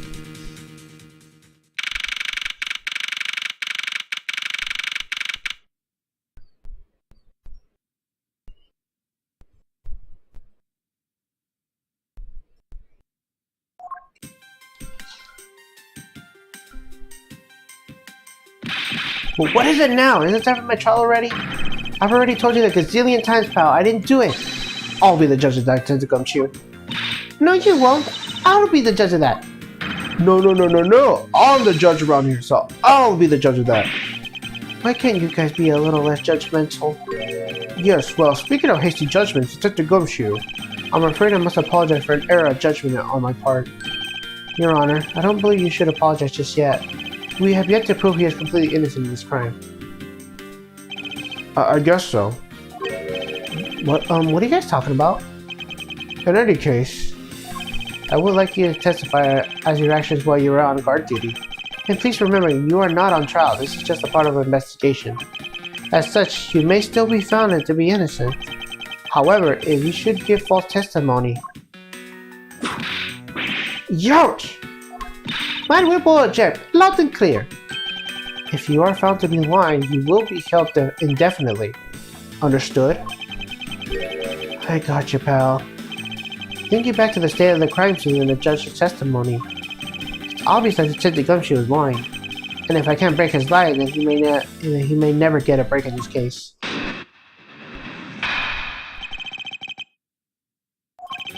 I came down to the courtroom and attended Bat's orders. As soon as I got here, he ordered me to stand guard in front of lobby number 2.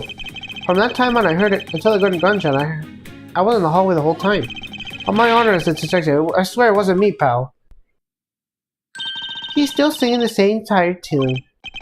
In that case, I'll just change the melody. I know he's lying. It's time for me to pull the information I need out of him.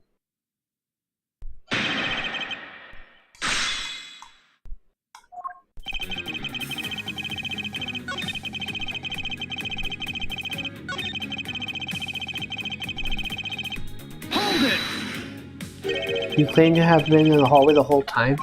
However, is it not the fact that you did something while you were in the hallway? Of course I did something. I guarded the door of lobby number 2, pal. What else? Very well then. And what exactly did guarding that door entail? Well, to put it simply... Oh, I know. It was my job to stand in front of the door without moving an inch.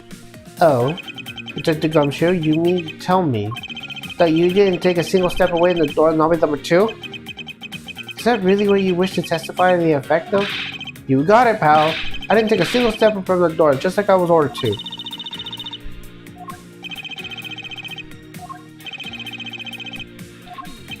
Well, why is everyone so quiet all of a sudden? Because we're all in shock. And all in your inner stupidity. Scruffy! If you're going to lie, tell us once more a more believable one. Youch! But I'm not lying. I should hurry up and bring this spit testimony to a close. And until I heard the gunshot, I didn't take a single step away in the lobby number 2 door. You sure about that? Objection!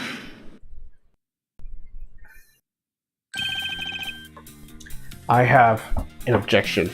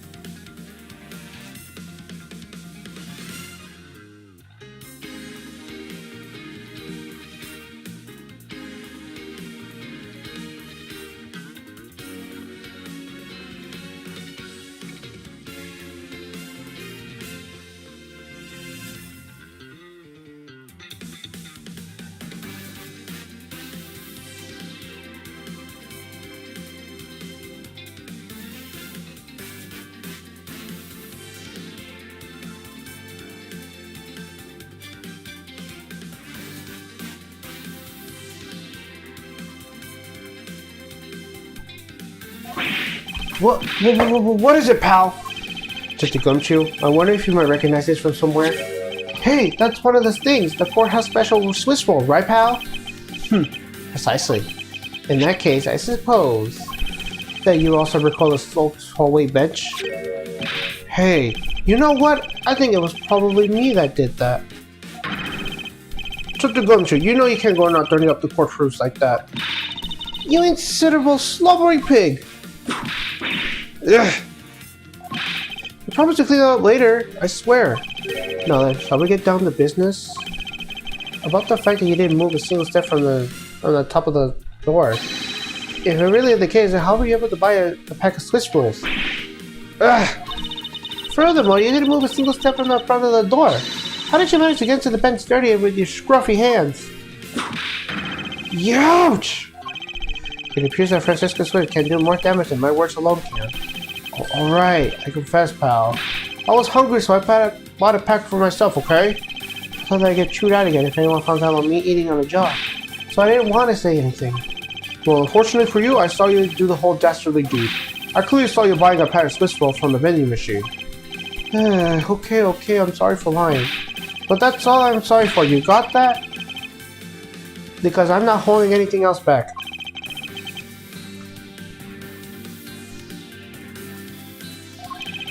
It may sound like it makes sense. However, there's something I don't quite believe about it. Are you sure you're not withholding further information from us? Huh? Of course not. I've got nothing else to hide, pal. Objection! If only that were true, Detective Gumshoe. But it's true, pal. There's nothing else. Detective Gumshoe, I'm sure you're ready to wear the price of this pack of Swiss rolls, correct? Huh? Remind me again, pal? Vending machine out of the hallway. It's selling a pack of 2 Swiss rolls for $6 a pack. And yet, according to you, you didn't have a cash in you until you cashed in your $5 annual bonus check. Is that right? Oh. Let me ask you then, how did you manage to purchase that pack all by yourself? Can you provide me with a proper explanation to that? I told you I bought it by myself, pal. There wasn't anyone else in the hallway with me. There's no way I could have helped me buy it. Wait, don't tell me. You got some kind of proof that there was someone else in the hallway, don't you? Correct. As if you could. I mean, what are the chances that... Wait, you do? Of course I do. What? How? What proof do I have that there must have been someone else in there in the hallway? The Swiss roll! Take that! Hey, you showed that to me not 2 seconds ago, pal. I think you're under the mistaken impression that I bought this pack of rolls. Wait, if you didn't buy it, then that means you must have stolen it, you thief! What? I would never suggest a thief. All you liars are the same. You start off as thieves, you're under arrest, pal. I believe you meant to assert that all thieves start off as liars. And in that case, what do you say about you, detective? Yerk! This particular Swiss roll was dropped by a certain someone. Oh! There were 2 rules in this package. You ate one of them, but then you gave the other one to a certain other person, didn't you? No way, pal. You got it all wrong. I ate both of them.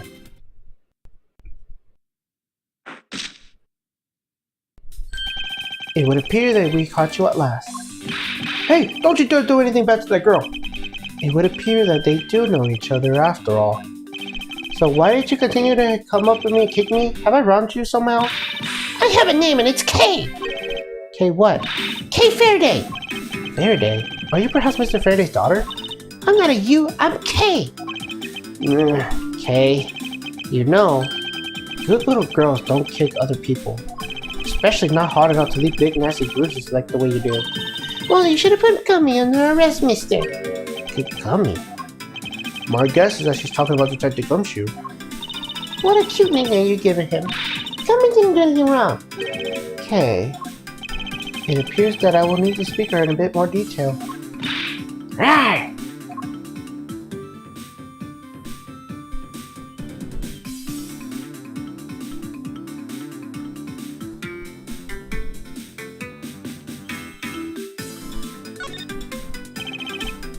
Now then, Kay. She's like a stray cat. I wonder if I should feature something.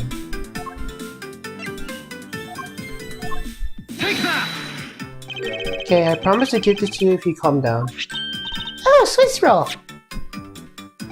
It really belongs to you, though, doesn't it? Yeah, I was saving it for Daddy. Oh my! Your father. He's... Ah! Don't you say another word, pal. She doesn't know yet. Thanks for watching over me, Gummy. But I already know about Daddy. I overheard the guards talking about how he's not here anymore. I'm sorry. I'm sorry I couldn't protect him. Kay. I'm not gonna cry. I'm not gonna cry. It's alright. Let it all out. Your father just passed away after all. I myself was also involved in a case in this courthouse when I was a young child. A case in which my father, who was a defense attorney, passed away. All of my dreams of becoming a lawyer were crushed into flying ash on that nightmarish day. Even now, the wound festers deep in my depths of my soul. Ever since that incident, I've dedicated myself to locking away every criminal I can. And now, to have this happen right in front of me. This child, I feel a certain shared faith and common bond between us. Miles Edgeworth, what sort of gentleman are you? Are you going to just stand there and watch a lady cry? Oh, you're right. Sorry about that. Okay, here, how about we use this handkerchief here and dry your little eyes?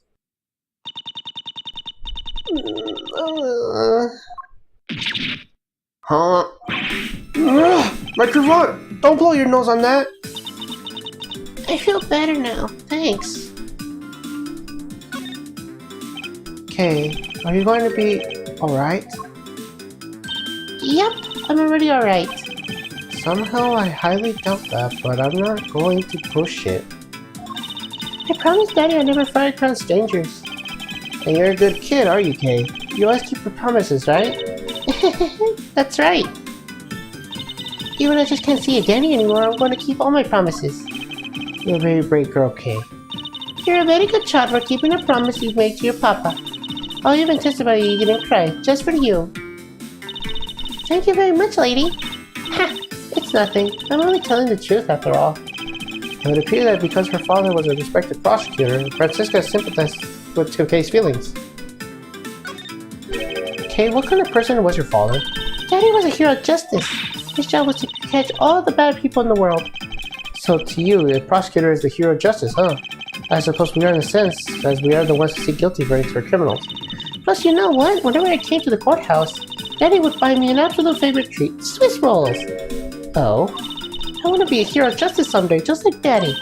So I've been working really hard. I see. And what have you been working hard on? I've been working hard to keep all the promises Daddy and I made together. A promise notebook. May I take a look inside, Kay? Sure, okay. It appears to be an exchange diary of sorts between father and daughter. Mr. Faraday's writing compared to the sense of the kind of a man he was. This little notebook might just come in handy later. Thank you for showing me to this, Kay. I hope you continue to work hard to become a hero just like your father. I'm gonna try. Hey Kay, so you're a detective I'm a detective that catches the bad people, right? That makes me a hero too. Yeah, you're really cool too, Gummy. Yeah, aren't I, Kay? What is with the two of them? I hand out verdicts of justice, so that makes me a hero too. Yes, and thanks to your also heroic testimony, you almost painted the detective as a vile criminal and you sent him off to jail. I'm really sorry about that. Gummy's not a bad man, okay? That poor judge, he's being treated like a vile criminal rather than a hero of justice. It appears that you and Detective Gumshoe are good friends, Kay. Yeah, and we're friends. In that case, would you mind telling me a little bit more about him? Before I do, there's another trophy relating to this. It's a promise notebook Daddy and I made. I have to be a good girl, keep all the promises we wrote in here. May I take a look inside for just a second? Sure, okay. It appears that there are more than just the 5 I thought there were. Promise 6. If you ever had a boyfriend, you must bring him to meet Daddy right away. Promise 7. Even when you have a boyfriend, never forget that I love you the most. I certainly don't envy the poor stud that she falls in love with. There we go. Promise 6 and 7. Representing Casey's promise notebook to her AI and me, episode 4. There. And that's the last trophy from this case, for now. So I take it that you ran into Detective Gumshoe earlier? Yep! I was on my way to see Daddy when I saw Gummy standing there. He was standing in the hallway staring really hard at the vending machine, so I said hi. And when was this? Before everything got crazy. How long were your two of you together? We only talked for a little while, and then we went our own ways. That's right, pal. Kay and I only talked for a little while, and that's it. Oh, Which means, we have now confirmed that Kay was in the hallway during the recess, is that right? You got me! I told you to stop picking on Gummy, mister. Very well then. I'll just have to speak with a good detective in private later. Were you the one who brought this pack of Swiss rolls, Kay? Well, I didn't really have a lot of money, and I somehow made $1 out of pennies and quarters I had. But that still wasn't enough, and I really wanted one. Come to think of it, you did come to ask me to exchange a handful of change for $1. And that's when you came and asked me for a change of money, correct? Yeah, thanks a bunch for doing that, mister. Sure. But let me ask you, even with $1, you still didn't have enough, correct? Well, that's why... Hey, if you bully Kay anymore, I'm gonna have to arrest you, pal. May I remind you that you're the one who already made under arrest? Ouch! I sense that Kay is going to be less than forthcoming with this question. Sorry about your roughly thing. Yes, well, now that it's possibly drenched in your nostril mucus. Don't worry, Kay, I have a spare. So here, you can have this one. But Daddy said, never take things from a stranger. But it's one of the promises you made in your promise notebook, correct? Yeah, look, see? It's right here on this page. Alright then, I'm not giving this to you. I'm merely allowing you to borrow it. You can take it home, wash it nice and clean, and give it back to me the next time we meet. Okay, Daddy never said I couldn't borrow things from strangers.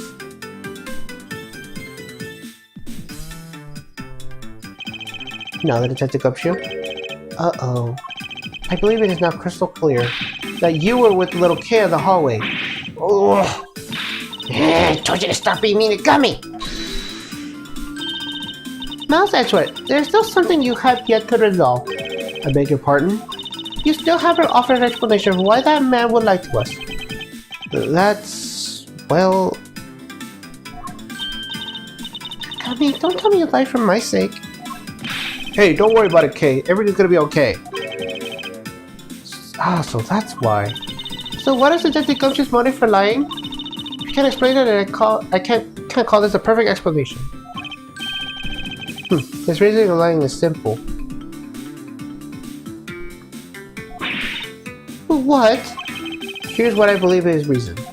From simple assertion of the detective's action as interacting with Kay, it's obvious the detective was lying for the young girl's sake.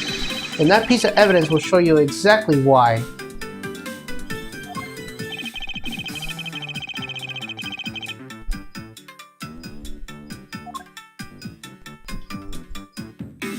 Take that!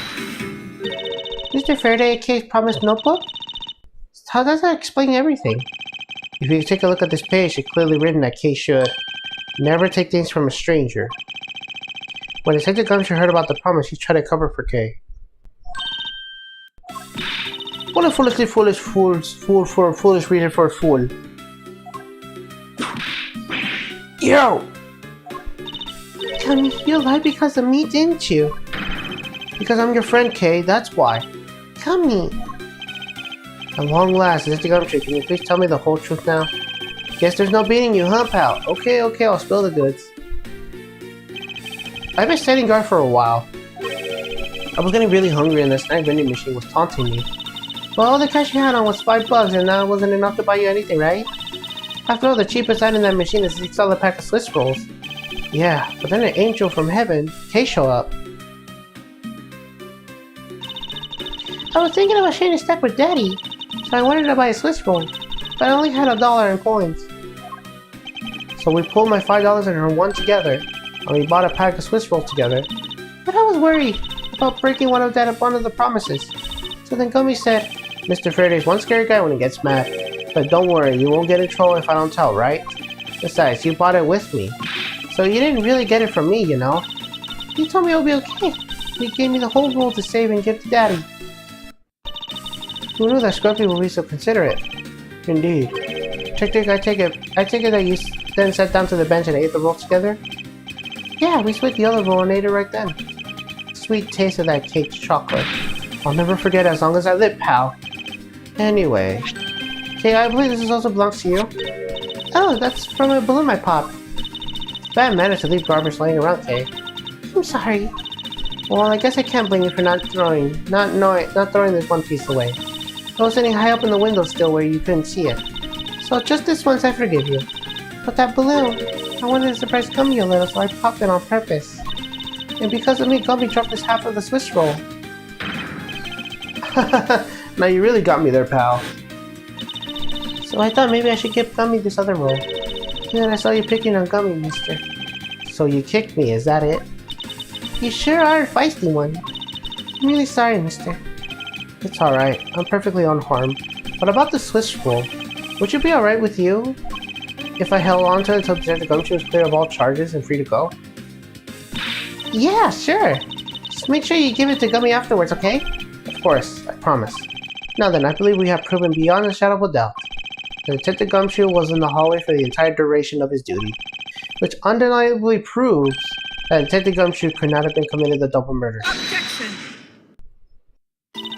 Actually, it proves just the opposite, Edgeworth. You're just shown that Detective Gumshoe is the only one who could have committed the crime. What do you mean? It's quite rude to eavesdrop, Miss you.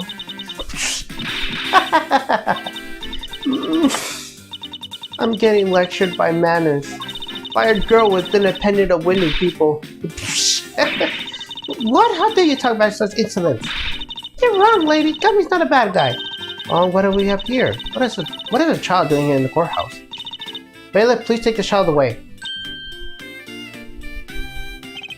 What? Miss Callisto, you? That girl's Mr. Faraday's... I know. So what? You think that just because she's the victim's daughter, she gets to just run wild all around the crime scene? I think that actually quite dangerous for her to speak nothing but getting underfoot. I suppose you're right, however. As long as we're in agreement at that point, let's get back to the real issue in hand. Now then, Detective, you were in front of the door lobby number 2 the whole time, correct? Yeah, but... You see, isn't it obvious that it could have been the detective? He's the only person who could have gone to lobby number 2 at the time of the murder. Ugh. I have no kind of argument to that. Don't worry, I already put in necessary paperwork for his formal arrest. But the investigation is far from over. Oh, that's right. I was going to speak with you about that. Don't you think it's reckless to talk to a suspect out of the open without a guard? I suppose it is. But as someone who's more experienced in law than you, allow me to share something. Always keep a good eye on the criminal. You may regret what's coming to your negligence. Oh, Miles, I can't believe you're letting this woman lecture you like this. This is unforgivable as a disciple of Mount Carmel. Down, Tigress. Now then, I'll be looking forward to the results of your investigation. So, we're back to square one. Actually, this is our last chance. I can't tell if we failed this I can tell if we fail to solve this case, Detective Gumshoe will be formidably charged with all the circumstantial evidence. This investigation is not over yet. There's still one location we have yet to expect. It's where Detective Bat and Miss Yeo were at the time of the crime, lobby number 1.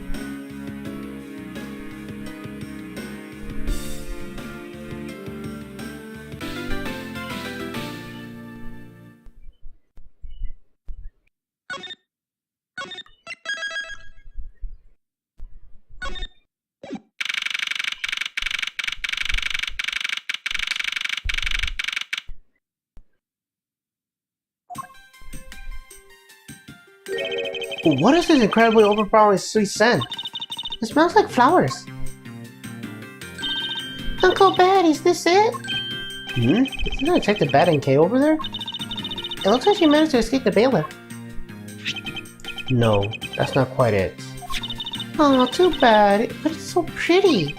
I think you're still a bit too young to be wearing that. But since you found it, I guess I can let you keep it. Thanks. I'll treasure it always. Those two seem to be getting along rather well. Oh, here. Got something else for you. Yay! Thank you, Uncle Bat. Earlier, I ate one of these with Gummy. Gummy? Oh, you mean Gumshoe? Gummy is... He was trying to be nice to me because I was gonna get in trouble. And then he got in trouble because he lied to protect me. Gummy. I know he didn't kill Daddy. Don't cry. Faraday would be sad if he saw you crying. I'm not crying. Okay. Oh, it's the mister from before and the lady too. Don't you think it would be a good idea to go home and for the time being? You're not involved in the investigation, so it's for the best if you do. Actually, I'm Uncle Bat's assistant. So I'm related to the investigation. Is that so, Detective Bat? Yeah, I guess. What? You were just scolding us for the kids to not mess up with the crime scene. Then you let this child run free? Why? People are free to investigate things outside of their actual crime scene. You also had a few things you wanted to look into. Not a problem with that. I don't know the problem with that, but I am curious as what Miss Yu was looking into. Uncle Bat, I'm gonna go look somewhere else now, okay? Alright, counting on you. Oh, that's right. Hey, mister. Yes, what is it? I know Gummy isn't really a bad guy, I mean it. So please, find the real bad guy, okay? I won't forgive whoever did this. But in the absence of a perfect piece of testimony and evidence, there's no one else who could have been a true culprit other than Detective Gumshoe. She wandered off while I was pondering.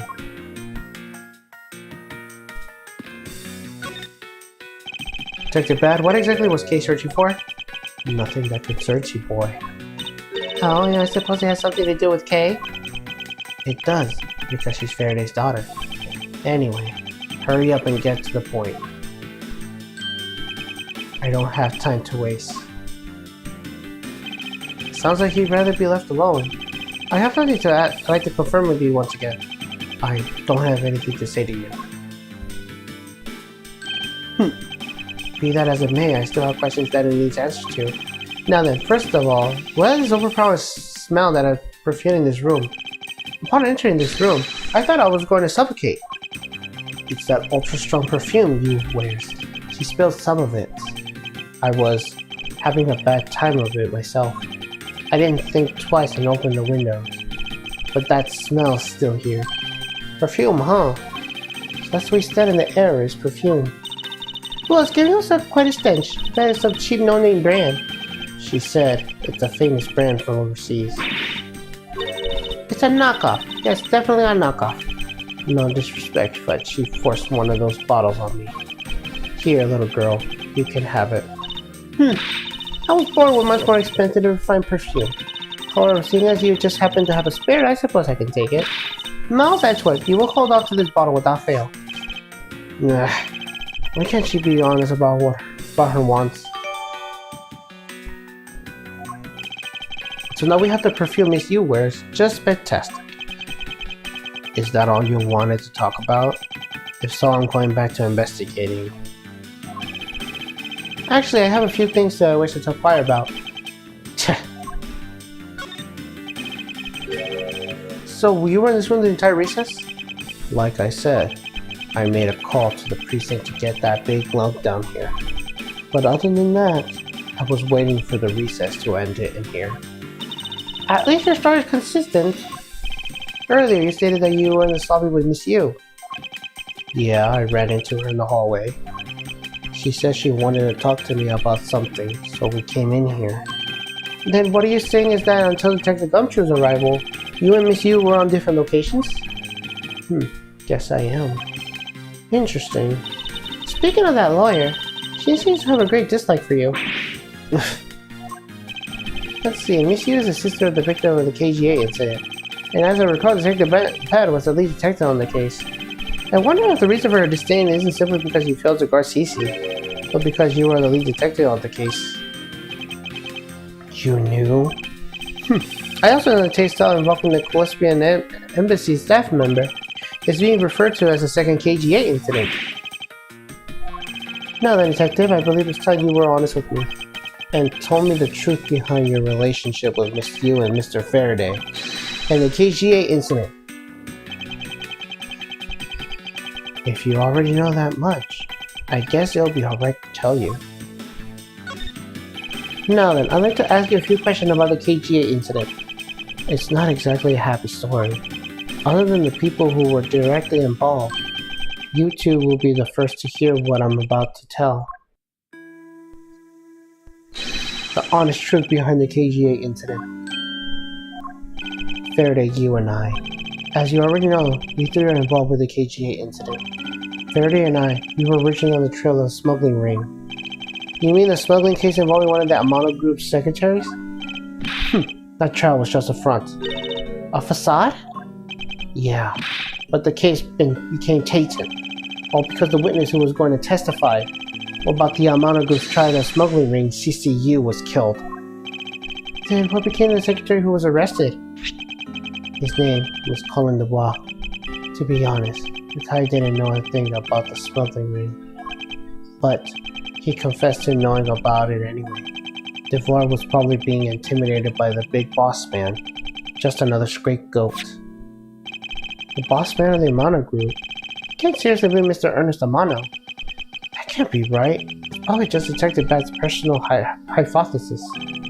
What is she trying to do, suspecting Mr. Amano of being involved with smuggling? I suppose it would be quite difficult to secure acquittal after he confessed. But a man to kill CCU Manicochin was a completely different person. But since he already been acquitted of one of her murders, Mr. Faraday, how could you let him go? If I remember correctly, I heard that Mr. Faraday had an important piece of evidence stolen from him. That wasn't Faraday's fault. It was mine. I wasn't vigilant enough. Faraday, Cece, I was supposed to protect them both. Miss Yu did mention that as well. But how Detective Bat was supposed to guard her sister? But even I, who was supposed to protect them, I fell into their trap. What kind of trap? The holes in this jacket are a testament to that trap. You mean you were fired upon? You were shot at that many times in one gunfight? No. Only about half of these are from that case. But the reason I continue to wear this jacket is to remind myself of the lessons I learned from the KGA incident. I see. I couldn't protect CCU, and the suspect was found not guilty. We had hit a brick wall, as far as the law was concerned, and that's when she came to the courtroom, the victim's sister. That's when I first met Callisto Yu. But when you first met Miss Yu, was it on the day of the verdict on the KGA incident was handed out, was it not? Yes, Faraday and I. We apologized to her from the bottom of our hearts. It was all we can do. But just saying you're sorry won't bring my sister back, she said. And then she gave me a hard slap across the face. Well, she certainly had a lot of self-control to stop at just a slap. If it was me, not even 100 lashes would have been punishment enough. I suppose not. You said it herself. That you never wanted to see either of us ever again. But after that, you've seen her many times over, correct? Yeah, Faraday and I, even after the KGA incident had come to a close, we continued to hunt down the smuggling ring and got involved in a variety of cases. But it was no use. We cracked so many different cases. But the result was always the same. We couldn't find the real mastermind behind the ring. Is the ring really that big? It was in the pursuit of the ring that we met you once again. It was during another trial related to the smuggling ring. Faraday was the prosecutor and I, as the leading detective, took us to the witness stand. She appeared out of the blue as the defense attorney. Her client was related to the smuggling ring and she was defending then? Yeah. You was pursuing the ring as best as she could as a lawyer. I think she defended Rel this time for the same reason. Come to think of it, Miss Yu did something of the same effect. Hey, I have my own agenda. I'm still on the hunt for leads regarding the KGA incident, alright? And for that you need to not a single qualm about defending the known killer? Don't put words in my mouth, I said no such thing. The only way I had to get close to Mr. Rel was to be his lawyer. I had no intentions of covering for him. Ever. So don't you dare suggest I was going to. It doesn't matter what her reason is. Helping a criminal is just despicable. You're so naive, little girl. I could have stole his lollipop from you, that's how naive you are. How dare you insult the daughter of the born karma? Just like us, you felt like she had to hit the limit of what the law can do. That's all. The law is merely a tool, there is no limit to it, only the skill of the craftsman. You two are still too young, but one day you'll know what I mean. But enough sidetracking. What matters is that we met you again in pursuit of the smuggling ring. That's all. So what was your relation to Mr. Faraday? You even seem to know Kay very well. I met him when he was a rookie prosecutor. Known him ever since. And Kay, I know her since the day she was born. Faraday and I, we cracked quite a few cases together. But you two seem to make no progress on all the Yatagarasu case. Did we touch a nerve? I only have one thing to say to you. No one knew more than a Yatagarasu than me and Faraday. That's why I was called upon to testify in court's trial to prove that Rel was not the real Yatagarasu, which I would have done if he hadn't turned around and accused Faraday. After the accusation, I was asked to testify, but this time, to prove or disprove the accusation, I guess I wouldn't be doing all that either. I sense that there's more than the statement that meets the eye. Perhaps a bit more digging into the Yatagarasu is what necessary.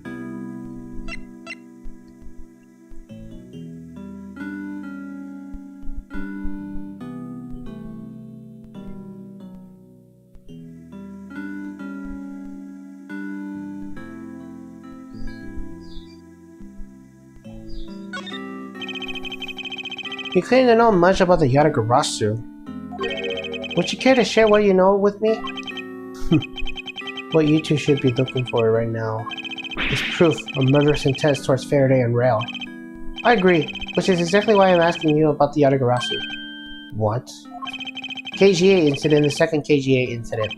Most of these cases are tied to the smuggling ring, and in both of these cases the witness who were trying to testify at the ring was murdered. However, there is one point in which they differ, and that's the presence or absence of the great thief Yatagarasu. Mr. Rel claimed to be the Yatagarasu, however, in the middle of the trial, he suddenly declared Mr. Faraday to be the real Yatagarasu. Then, during the reasons, they were both killed. Don't you find that to be at least a bit odd? Mouse Edgeworth, stop beating around the bush and just spit it out already.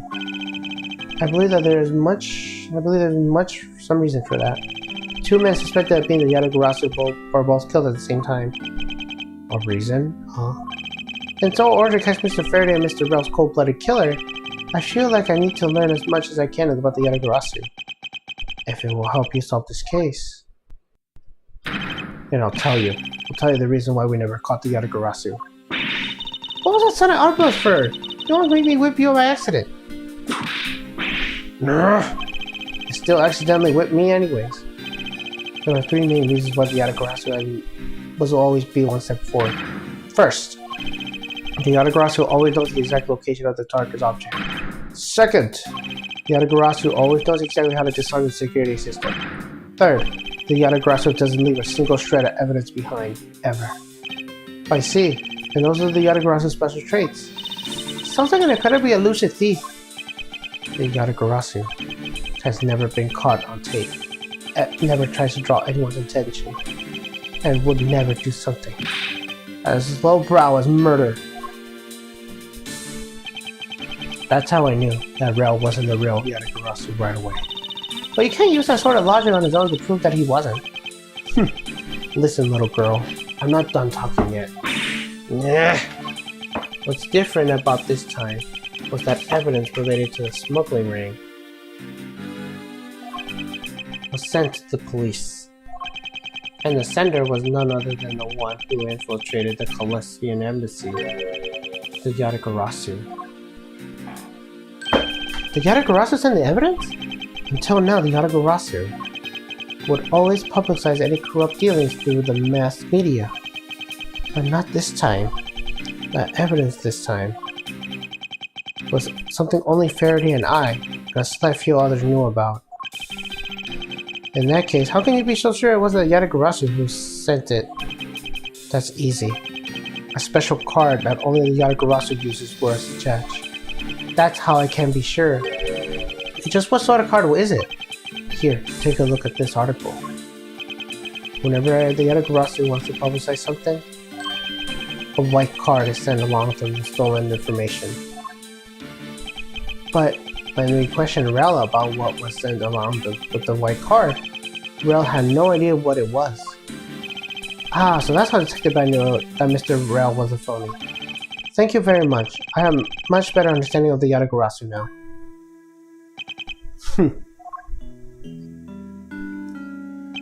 Excuse me, Mr. Edgeworth? Yes? His Honor would like to transfer the evidence from today's trial over to you. So if you could please head over to the courtroom, it would be much appreciated, sir. Understood. I'll be there shortly. Detective Bad, what does the law mean to you? Finding the answer to that question is the only reason I'm still alive. I became a prosecutor to find the answer to that question myself, and to play a part in ensuring that all criminals everywhere are found guilty.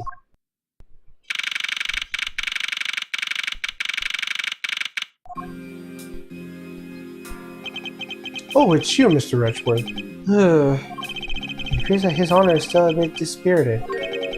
For the first time today, I experienced what it's like to stand in the witness stand. Now I have a greater appreciation for just how hard it is to give testimony. Well, there's no reason for you to be so depressed about it, Your Honor. As a judge, no one expects you to think about anything else other than the verdict. Francisco, there's no need to further depress His Honor. But I'm not trying to, Miles. Your Honor. Your Honor, I come to collect the evidence that was being transferred to me. Your Honor? The evidence? Your Honor! Oh! You! Yes, how can I help you? I'd like to collect the evidence now, sir. Your Honor, do you think you can stay focused long enough to at least do your job? Yes, I'm sorry. I would accept that the defense attorney has yet to arrive. She is busy with the investigation, so let's keep this brief, shall we? Very well. In that case, please confirm that all the pieces of evidence are present. Furthermore, the evidence that will be used in the murders of Mr. Faraday and Mr. Rel are also included, so please go ahead and use it in your investigation into the case. Understood, Your Honor. Pieces of evidence that were used in the murder of these two men. This could be a very good chance to find me a new lead in part regarding the cases, or maybe even something that will finally lead me to the truth. I place all the evidence on the prosecutor's bench for you. I see, thank you very much. I will go and confirm that they were all accounted for. So this is the evidence relating to the case, Celestian Embassy case from Mr. Faraday's bag. You mean the evidence bag that was on the table in lobby number 2, right? Yes, finally, now we can see, now we can finally we can now take a look at the evidence itself and not just the data about them. Let's be sure to thoroughly examine it while we have the time. Agreed. I want to take a look at all of the evidence from the embassy murder too. And why is that? Because I still don't fully understand what today's trial was about. Rah! Don't point your crap at me just because you don't know something. And don't you try to order me around just because Papa chose you today. I see someone is still sore about not being picked by Mr. Karma. It's also real to see the knife up close. So we have the knife, a gun, and envelope. And what is this organizer doing here? Oh, that's right. I completely forgot to tell you. About what, Your Honor? We found Mr. Faraday's personal organizer inside the evidence bag of his. Dr. Bat requested to be passed along to you. He said he would help the investigation. Did the bat said that? What a strange stock to know. Well, never look a gift horse in his mouth. We might as well just slip through it, too.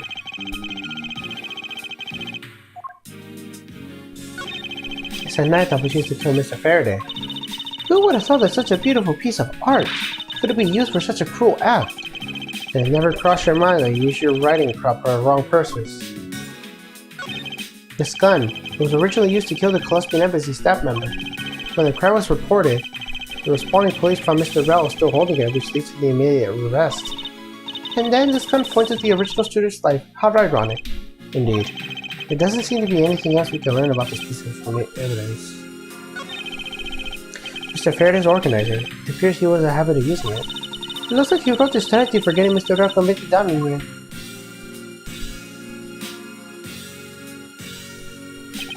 It appears that Mr. Faraday honestly believed that Mr. Bell was the killer in the case. And it would appear that he had proved that Mr. Bell was not the Yatagarasu.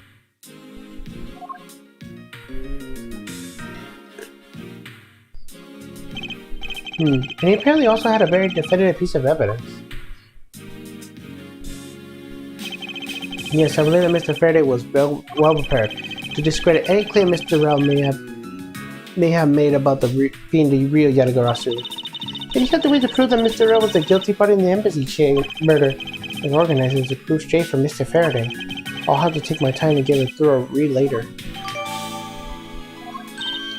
Look, there's a picture stuck between the pages here. It appears to be a key, and a rather ornate one at that. Just look at the design on his handle. Craftsmanship is superb. Could this be the Yatagarasu key Mr. Faraday mentioned as organizer? The Yatagarasu's key? Dr. Pat said something earlier. What's different about this time was that evidence related to the smuggling ring was sent to the police, and the sender was none other than the one who infiltrated the Colombian embassy, the Yatagarasu. The Yatagarasu sent the evidence? Until now, the Yatagarasu would always publicize any corrupt dealings through the mass media, but not this time. The evidence this time was something only Faraday and I, and the select few others knew about. Mr. Faraday must have trying to keep this secret key safe. As a prosecutor, both the Yatagarasu and smuggling ring cases has to be expected. That's odd. What is it? Mr. Faraday didn't mention anything about a knife in his organizer. That certainly is odd. The weapon that was used to kill the Colombian embassy member was a gun. But if that's the case, then where did the knife they used to murder Mr. Faraday come from? Isn't it obvious it was brought into the courthouse by Mr. Rao? It's the only logical conclusion, right? No, because it's not that easy to smuggle a weapon like that in here. Every person who enters the courthouse door is checked thoroughly for contraband. Furthermore, the suspect was handcuffed, making it impossible for him to bring a knife as large as to make this inside. In that case, how do you suppose this knife ended up here in the courthouse? I need to think carefully here. There's nothing related to that knife within anywhere in Mr. Faraday's organizer. However, it is a fact that this knife came from Mr. Faraday's evidence bag. Conversely, there's one item listed in Mr. Faraday's organizer that no one has claimed to have seen today. In order to solve this mystery, I believe I will need to take another good look at the evidence. Miles Edgeworth, can I take the fact that you have yet to answer me to mean that you don't know that you don't have an answer for me? Actually, I do know the answer, Miss Francesca. What? Then what is it? One of the pieces of evidence that we have been holding is a secret on its own. And it was through this piece of evidence that the knife was brought into the courthouse.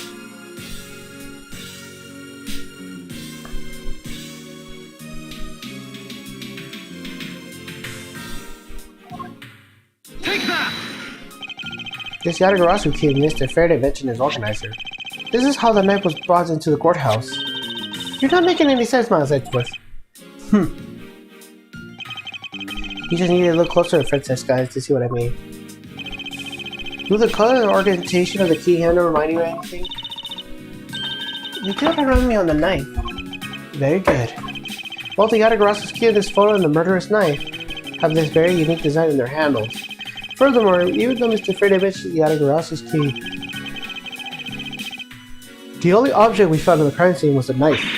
You don't seriously mean to say... It appears that you finally caught up. And yes, I do mean to say that these two even pieces are, in fact, one and the same. But that's impossible. Even if that's what you believe, you should still investigate this possibility. Now, let's examine this knife in a little more detail.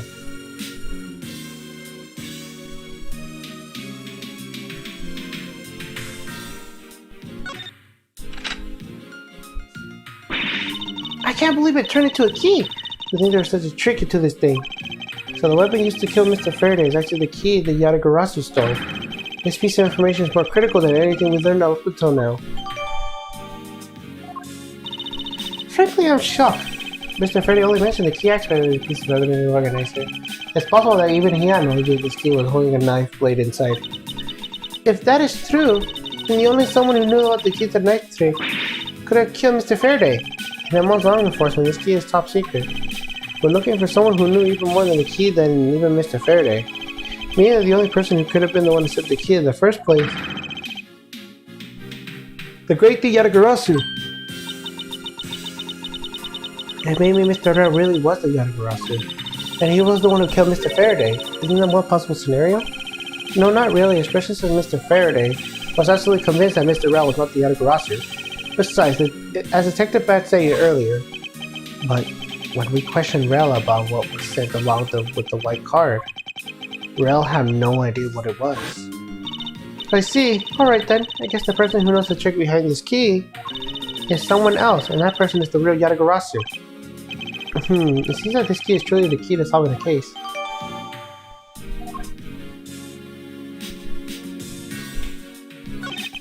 Let's do a quick look through these documents before the trial started. Well, they haven't even afforded the opportunity to skim it. I suppose I could explain it to you then. Yes, you did perfectly, and it's entirely if you please. On the night of September 8th, the embassy staff member was killed in front of the embassy. The staff member died of a shot due to being shot in the heart. Mac Rell was brought into the night as suspect and thoroughly questioned, because the murder weapon was found in him, for which he was arrested for on the spot. A simpleton on the man, that's what he is. Perhaps he was, for the weapon was the only incriminating thing to have. Mr. Rell was caught on an active film in the security camera. He wasn't even big of a simpleton as we thought. I can't believe he didn't notice the security camera. Colombian Embassy security system is supposedly very well designed. You may simply not been aware that there is a camera in that area. So, have you seen the contents of the video for yourself? Yes, the surveillance video the security camera took was played during the trial of Mr. Faraday. You can clearly identify Mr. Rell on it. Even the sound of the gunshot was crystal clear. So the footage would include sounds, huh? I don't think I ever want to see the moment of someone's death in real life. Me neither. That's odd. We're short one piece of evidence. And that piece that's missing is the surveillance video that was played in court. The surveillance video? How can a piece of evidence has disappeared? Where did it go? Video showing the moment in which Mr. Rell committed the murder.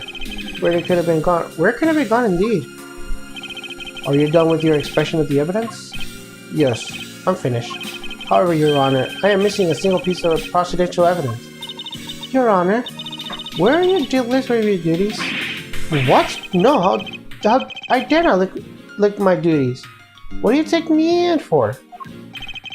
No, Your Honor, the most important piece of evidence in today's trial. The surveillance video is not amongst the evidence you laid out for me. I But I brought Mr. Faraday's whole bag with me from the crime scene. Maybe the tape is still somewhere in the crime scene? There's something wrong here. Something about this missing piece of evidence. It would appear that for me to find the answers I will seek, I will have to pay another visit to the crime scene to find lover number 2.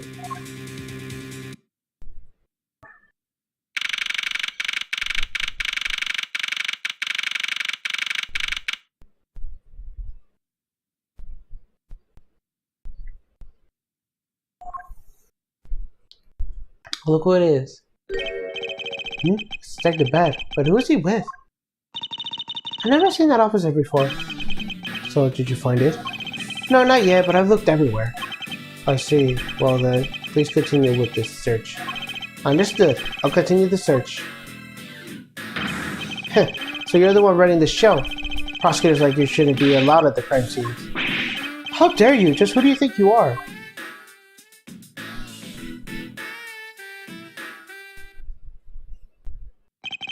What was that all about? And who was that man just now? Whatever he was, I've never seen a more imputed officer in my life.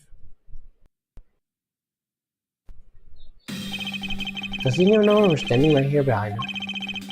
I know you're standing right behind me. What do you want, kids? It looks like you were paying attention after all. Of course I was. I have eyes in the back of my head. Ah, so that mirror isn't just for rarity's sake. It's for him to keep an eye on who or what is behind him at all times. So tell me, Detective Bad, who was that rude man just now? The guy came here from the Republic of St. File to study. He's Agent Lang. He's trying everything he can to revive the lost honor of his family. He's traveling the world to study different philosophies of entertainment from scratch. By visiting various police departments around the world, he has a lot of dedication.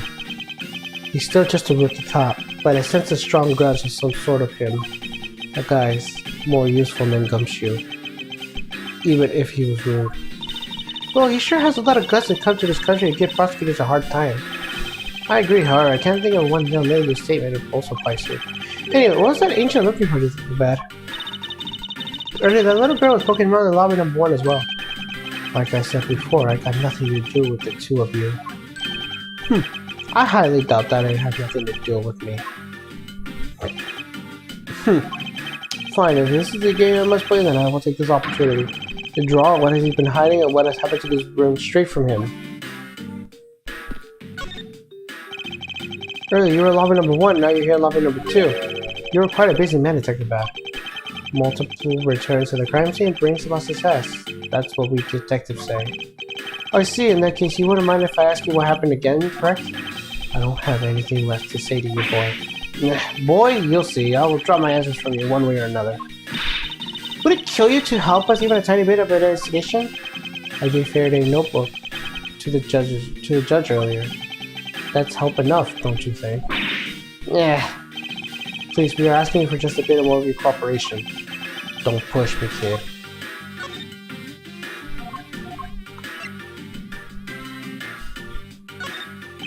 Detective Bad, did you know of the existence of the item of this photograph? Of course I did. It's my job to know everything related to the Yatagarasu case. In that case, let me ask you something. Do you know that the night was killed Mr. Faraday and this Yatagarasu key are one and the same? What? That's impossible. It looks like you didn't know after all. This piece of evidence, which we call the Yatagarasu key, is actually a well-camouflaged knife. Mr. Faraday was planning to use the Yatagarasu key to prove that Mr. Rel was not the real Yatagarasu. Isn't that correct? I guess so. However, Mr. Faraday had no idea that it was in fact online. Yeah, I have to admit neither one of us knew that fact. If neither of us knew, then no one in law enforcement knew either. How did we miss something as big as this? I noticed that since a little while ago you appeared to be searching for something. I presume that this key is what you were searching for? Yeah, that's right. And why were you searching for it? Because I promised Faraday. I promised that I'd protect that key with my life. But after he was killed, the key disappeared from Faraday's evidence bag.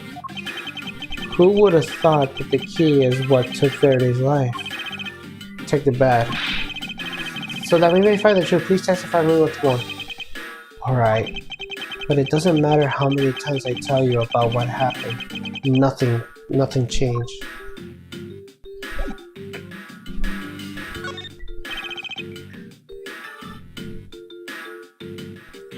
Detective Bad. I ask you to please testify once more. About what happened in lobby number 2 and what you experienced in lobby number 1. My answer is still the same. And this is the last time I'm going to do this. That's fine, because I only need one last time to clear everything up. And find out the truth behind the case. I was in lobby number 1, talking with you. We were talking about some trivial things. I heard a gunshot right before the trial was about to reconvene. When I heard it, you and I immediately dashed out to the hallway together. I saw Gumshoe goofing around here, and then we all ran to lobby number 2. It sounds like the exact same story he told us before. Indeed, however, I feel that we have yet to draw all the information that we can.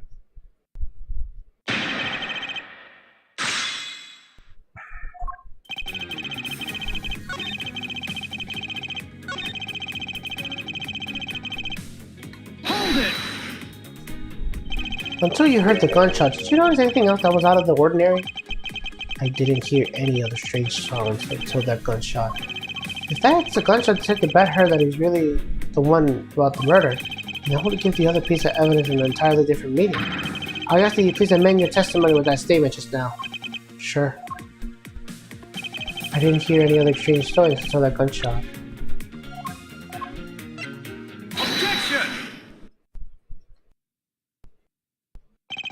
Detective Bad, does this balloon fragment remind you of something? It's the same color as the one Kay was holding.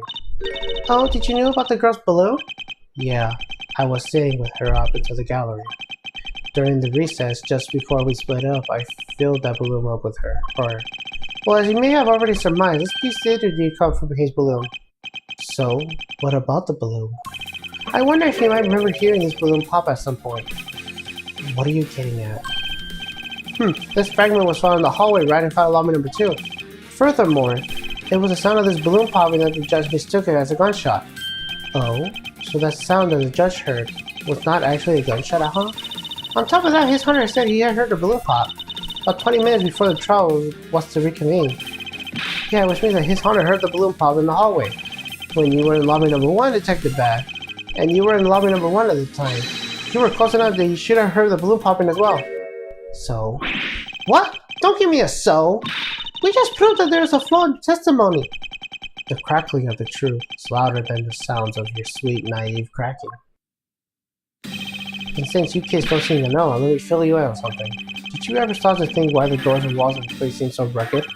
That's because they were designed to keep secrets from being leaked. What is that supposed to mean? The doors and walls are super thick. The window panes are double layered. To top it all, even the curtains are made of special sound-absorbing material. Then you mean... Since I was shut up inside lobby number 1, there's no way I could have heard the sound.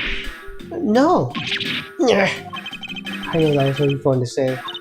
Then that means that Scruffy's testimony is completely useless. If the rooms are soundproof, then of course you would have heard any sense of a struggle. That's also why it's only natural that I didn't hear the balloon popping. Now, do you get it, kids? Niles, I thought we were supposed to be the ones finding flaws in his logic. Not the other way around. The other way around? It's not possible to hear the sound of the balloon popping if we were in lobby number 1. However, we examined the situation in reverse. The person standing in the hallway should not be able to hear a real gunshot either. And yet, the Gumshoe claims to have heard it while he was standing in the hallway. Detective Bad, if that is the case, how exactly did you hear the gunshot? What do you mean, how? I just did. It would appear that you have yet to realize the contradiction in your own words. Oh, how so? If the rooms are as soundproof as they say they are, then how does the sound of a gunshot into your ears? I see what you mean.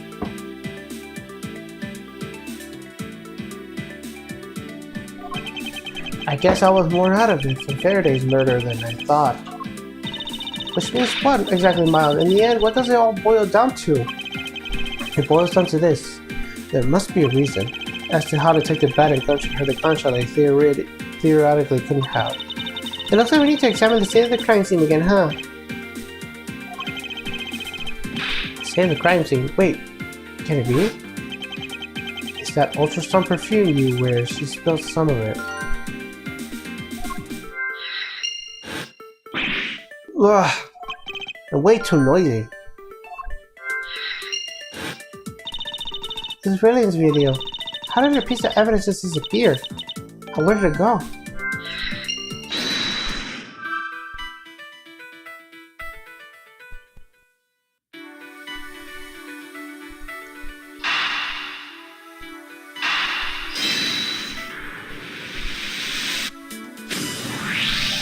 It's simply not possible for the killer to have escaped through the barred window, and yet the fragrance of the perfume managed to escape from Detective Lobby number 1.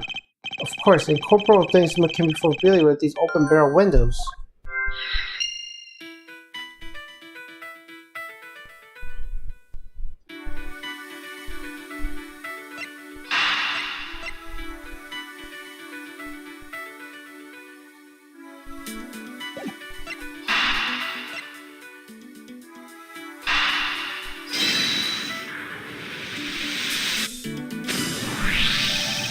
Now then, what else could a side smoke can go both in and out the open barred window?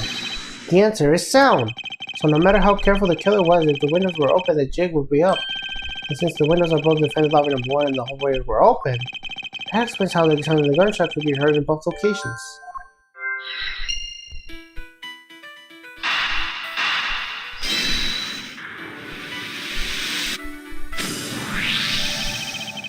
The missing piece of evidence is a video that shows the moment in which Mr. Rao killed the embassy staff member. The sound of the gunshot left quite an impression to me when it played during the trial.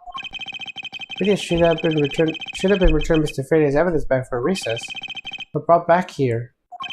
But it disappeared after that time. Maybe it's possible that the tape is still here in this room. Eureka! The evidence that the missing evidence created for me. It's the gunshot sound that no one should have been able to hear it in the first place. Miles, what have you been thinking about? Stop wasting time thinking and let's start looking again. It's not a waste of time to think until I figured out where you should look. And where would that be? I believe we should examine the television. The TV. Well, you kids have fun. Go ahead and examine whatever you like.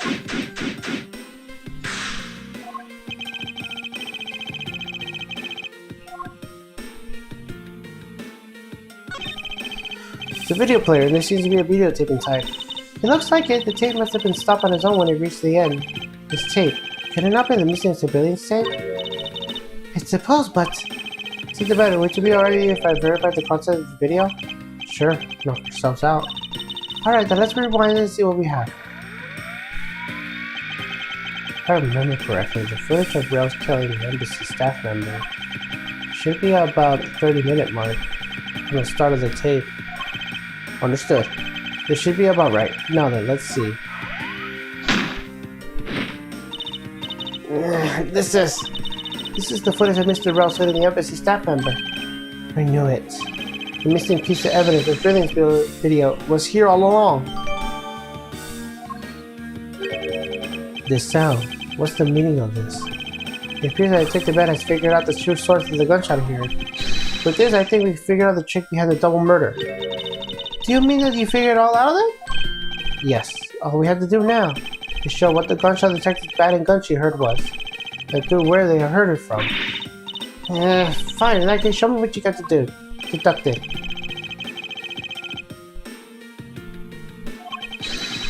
And through where they were heard from.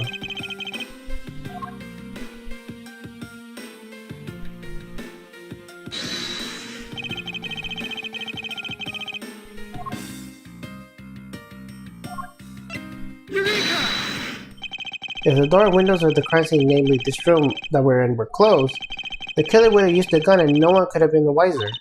That's true, the courthouse does seem to be well designed for such a thing as it were. However, what happened in reality was, Detective Gumshoe, Detective Bat, and Miss Yu, all three of them heard the gunshot. Well, the windows at lobby number 1, 2, and the hallway were open, so naturally the people in these locations could hear it. But then why would the criminal open the window in the first place? To allow the gunshot to be heard, I suppose. Correct. And that's the only logical conclusion we could draw from this. But why was it necessary in the first place? I want the real answer, Miles. I demand satisfaction. Very well. I believe the killer wanted to manipulate our perception of a certain fact. What was it that the killer wanted to manipulate our perception of? The killer wanted to fabricate the time of death of their precious wishes, and they used the gunshot and the civilians to be able to do so. So that's why the tape was left running. You mean the gunshot I heard was from this video? Yes, which means that the murderers really do occur the earlier time than we thought. It must have been during the recess, but before Detective Gumshoe was on guard duty. Someone who has no alibi at that time period. And planned this crime out in advance. The person is the real killer.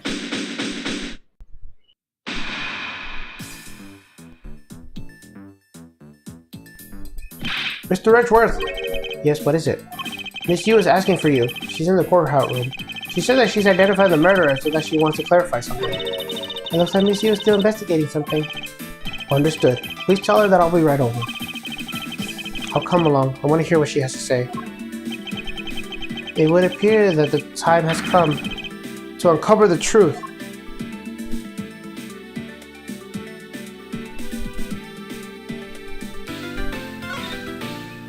Alright. We're gonna finish it up right now.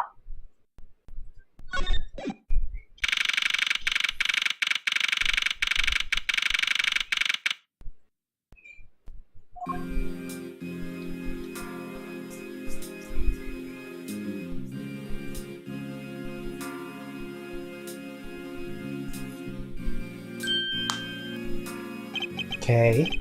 What are you doing here? Oh, hello, mister. I'm still investigating. Well, the object you're looking for has already... Okay. Don't mind him. Please continue with your investigation. Okay, you got it. Detective Bad, haven't we already found what we were looking for? If it means I can keep her for the dark just a little longer, any little task will do. Oh, you're more sympathetic than I thought.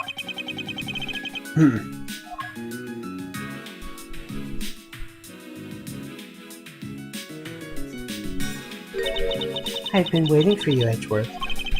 I've also been waiting for the moment in which we finally laid the case to rest. The moment which we can finally lay this case to rest. Wasn't that when we placed Detective Gumshoe under arrest?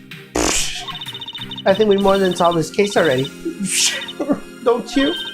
We'll see. Well, it depends on whether you know your logic holds. Oh, I see.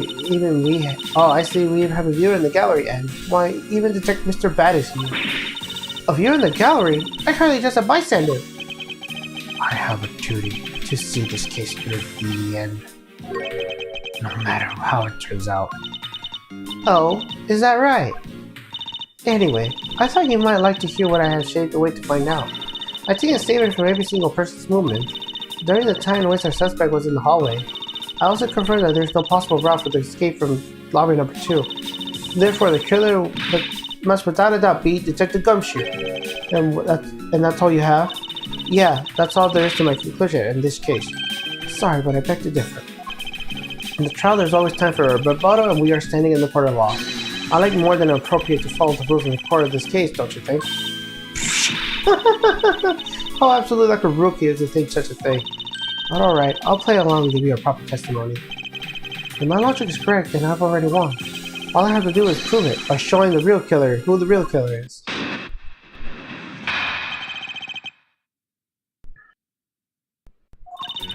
Everyone, sans the suspect, has an alibi which the crime went on. Furthermore, the areas around the crime scene have all been thoroughly investigated, right? I also confirm that there is no possible escape route from lobby number 2, which leaves us with one unshakable conclusion that Detective Gumshoe is the killer.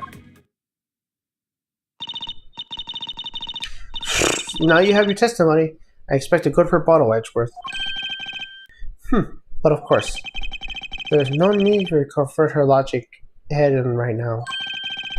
I should instead focus on drawing up any trump card she has in her sleeve.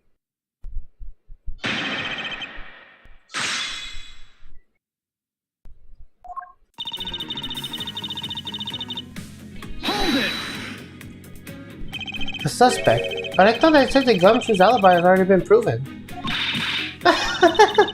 Are you joking, Edgeworth?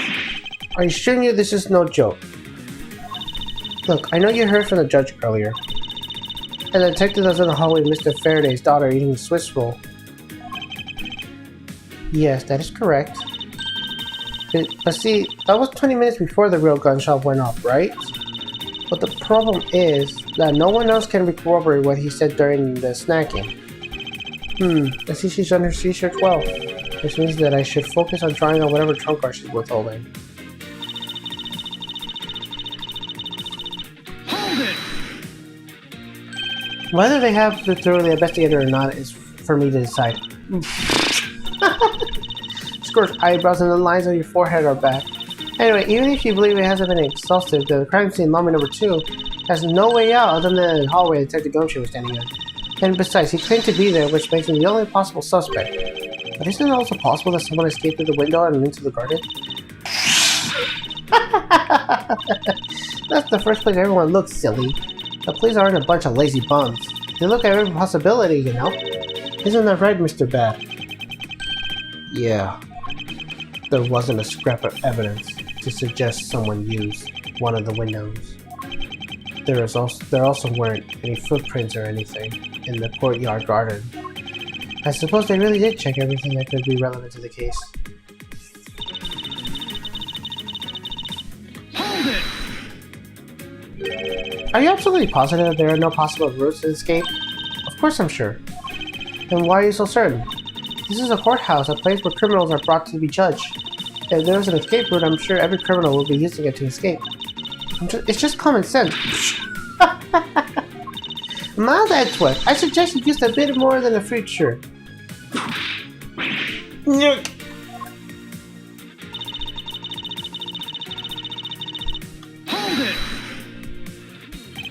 You may think it's unshakable, but to me there are still too many unanswered questions. For example, who was it that placed the gun in Mr. Faraday's hand? But you're the only one who's still wondering that. Detective Gumshoe probably had no idea which hand Mr. Faraday used to write with. Even if you know someone who does, it doesn't mean that you know which hand they write with, right? I mean, I certainly don't care about any sort of thing.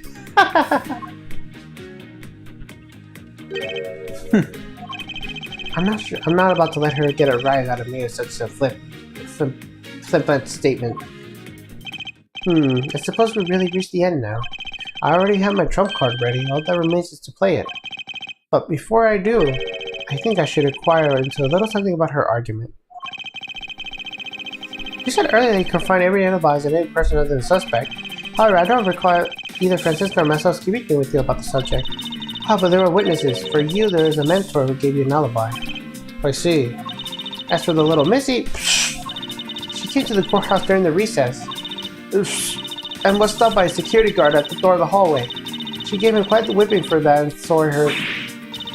I'm the daughter of Madame Fervada Karma, and I would not be forcefully stopped by a guard or any bailiff or anyone else. Wait, so basically the only reason Francisco Paula showed up today was because she found out that I was going to be the replacement prosecutor? By the way, monsieur, what about everyone's alibi before Detective Gumshoe was assigned to guard duty? What about them? Have you looked into what people were doing during the span of time? What kind of idiot do you take me for? It doesn't matter what the killer went to lobby number 2. From the time that we heard the gunshot, the time Mr. Bada and I arrived to the scene as we dashed into lobby number 1, the only person who could have committed the crime was Detective Gumshoe. Yes, let's talk about when you and Detective Bad heard the gunshot, shall we? I suppose that if we go to your logic, Detective Gumshoe is the only one. However, if the crime had occurred at an entirely different time than what the gunshot you heard went off, what then? That gunshot was a trap meant to manipulate our perspective. Sadly, your explanation was very lacking, Edgeworth. The gunshot we heard in lobby number 1. Care to explain how they could have been fabricated? Take that! The tape. Yes, exactly what you think it is. This is a surveillance tape of Mr. Rell, the prosecution presented in today's trial. This was found loaded in the video player in lobby number 2. That was connected to a large television that had been volume turned all the way up. Can't honestly mean that the sound we heard of the gunshot in the video. But I do, which leads me to the next point. The murders occurred much earlier than when everyone heard the gunshot. That's the only thing I could think of, too. After committing double homicide, the killer took the civilian's video out of Mr. Faraday's evidence lot bag, turned the television volume all the way up, and left the video to play. It played from the beginning. It would take 30 minutes for the gunshot sound to come on. And since we know now that the method of time manipulation is possible, it opens up the possibility that the killer is someone other than Detective Gumshoe. Sounds like the television doesn't amount to much here. But of course, Mr. Prosecutor Edgeworth and Little Miss Von Karma already knew that much from the beginning, of course we knew! Didn't we, Miles? Yes, of course. We know that the soundproof quality in this courthouse room. Of course, I'm not about to admit that we had no idea until a little while ago. That's right, if the rooms are soundproof, then we should not be able to hear it. And yet we heard the gunshot clear as day. And that's it. End of story. But it's not. How should I explain why she was able to hear the gunshot in a soundproof room?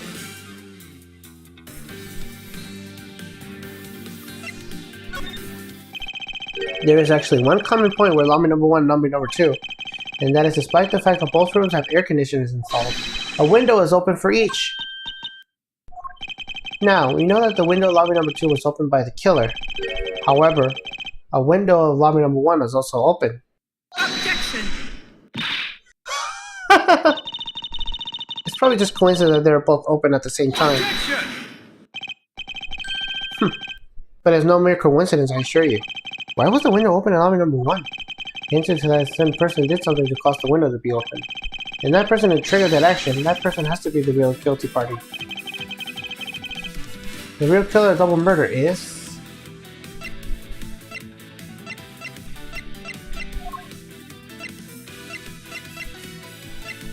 Take that! Miss Callisto, you!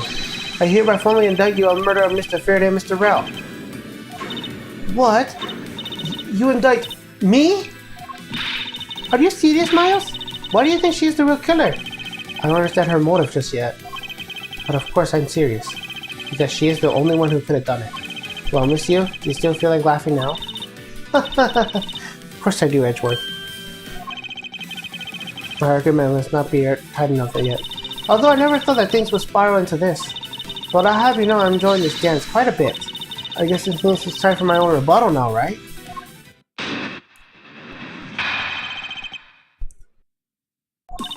You argued that the window was open. However, do you have proof that it was I who did it? Furthermore, do you have any proof that the tape was used to committing the crime? Frankly, I'm shocked for you to going around accusing people like murder like this. Especially with logic full of holes of yours. This is where it really starts. I must have let my guard down for even a second and the truth will blow away. Now it's time to put this painted form carbon perfect flip to the test.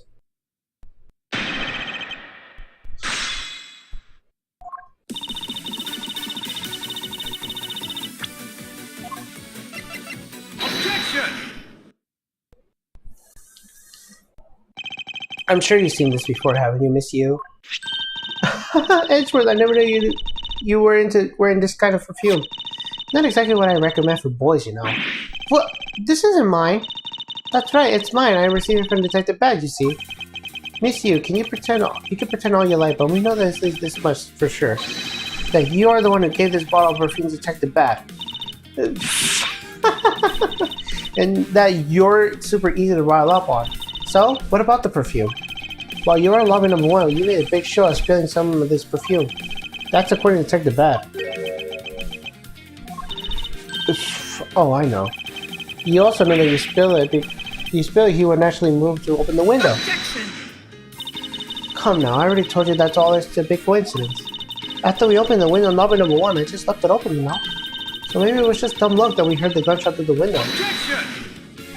The timing in which you were going to spill the perfume is something you could control, and the most important fact of the case is when people are made to hear the shot. Furthermore, it would have been pointless if you didn't have an alibi for yourself at the time. You mean... Miss you were the one who called Detective Bad into lobby number 1, when you saw her bringing Detective Gumshoe into the hallway. Isn't that correct? All of today's premeditated events could have been stopped... you, Miss You.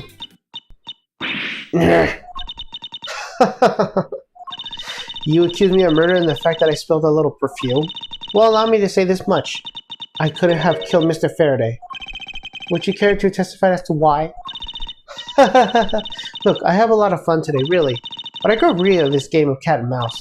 Let's make this the last testimony, wrap this up absurd case once and for all.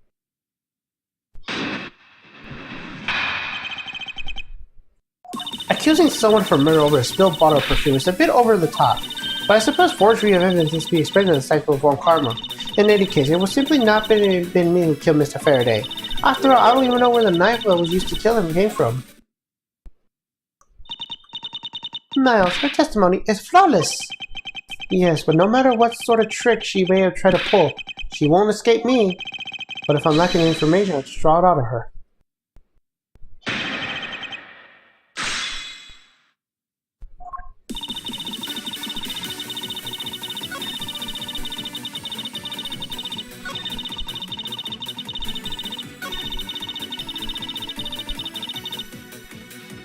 Hold it!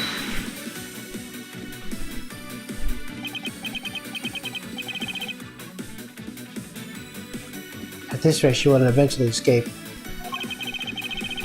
But if she really was the one who killed Mr. Faraday, then she must have known about the existence of the knife. I'm sorry, Miss Yu, but maybe you weren't aware that the knife was used to kill Mr. Faraday was taken from his evidence bag. Miles, what do you think you're doing? I'm drawing the truth out of her, that's what I'm doing. Huh? But I don't recall a knife being present in the trial earlier today. Well, I suppose that's because the evidence was something Mr. Faraday had yet to use. So that's what you're trying to do. Look, why didn't you cut out the life? You already figured it out. There was no knife inside Mr. Faraday's evidence bag. The only evidence they have yet to present is the key the Yatagarasu sent. And unless the key can magically turn into a knife, you really don't have any leg to stand on. Did you really think you could trap me? Come now, be honest. I never intended to do such a thing. It was all a misunderstanding on my part. In any case, I wonder if you might have apprehended what you said in your testimony? Sure, why not? I'll even say as many times as you like. There was a key in the evidence bag, but you can't kill someone with a simple key. Objection!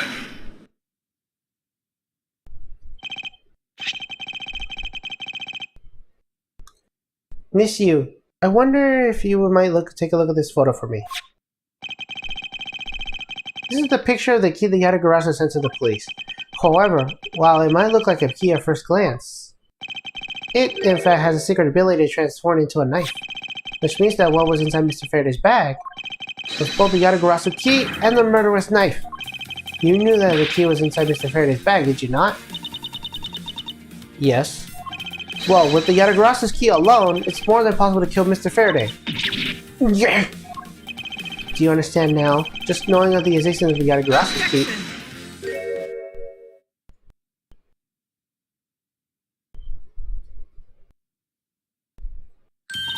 I still haven't had a good look at it. Showing it to me from far away, you could be lying on all you know. You would even now still fingering? I'm not fingering anything. We can have you accuse me of creating false evidence, now can we? I mean, Mr. Von Karma, I heard some very interesting rumors about him. Are you mocking my papa? Don't you dare sully a good name of my mentor. Now take a good look, this piece of evidence is more than real. Wow, who knew there's such a trick into this thing? Are you satisfied now? But of course you knew from the very beginning, didn't you? You knew that the knife and the Yatagarasu's key are one and the same. Otherwise, someone like you who isn't a member of the law enforcement and who would never try to prove this trick would never have known about it to begin with. Furthermore, that's something that the Yatagarasu sent to the police. How do you have knowledge as to what it was?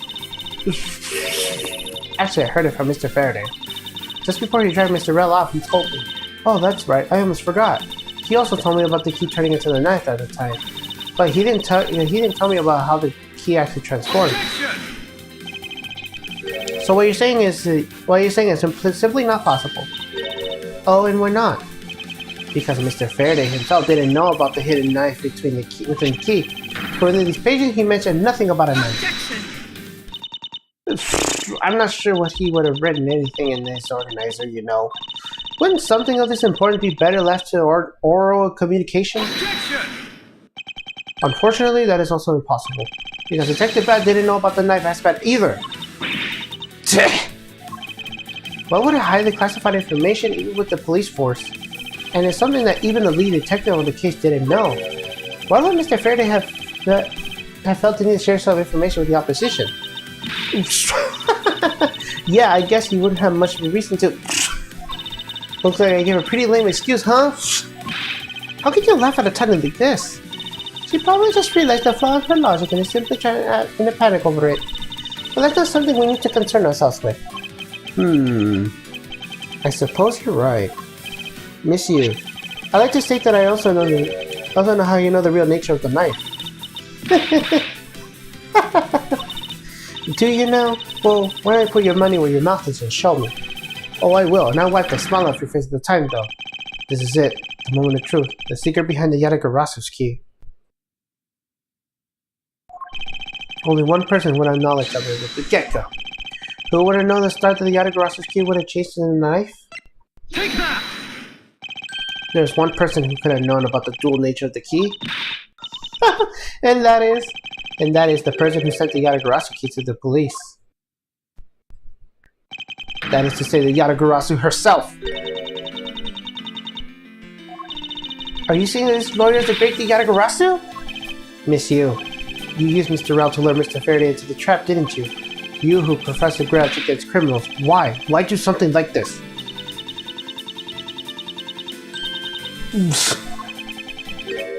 Hmm?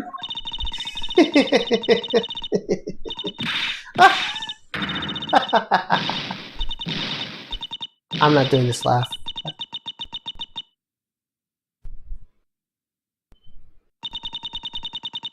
Who would have thought that you, a stupid rookie prosecutor, would see through me? You're sending the biggest chill down my spine right now, Edgeworth. This feeling of thrill. It's even greater than when I sneak into someplace. You killed Faraday?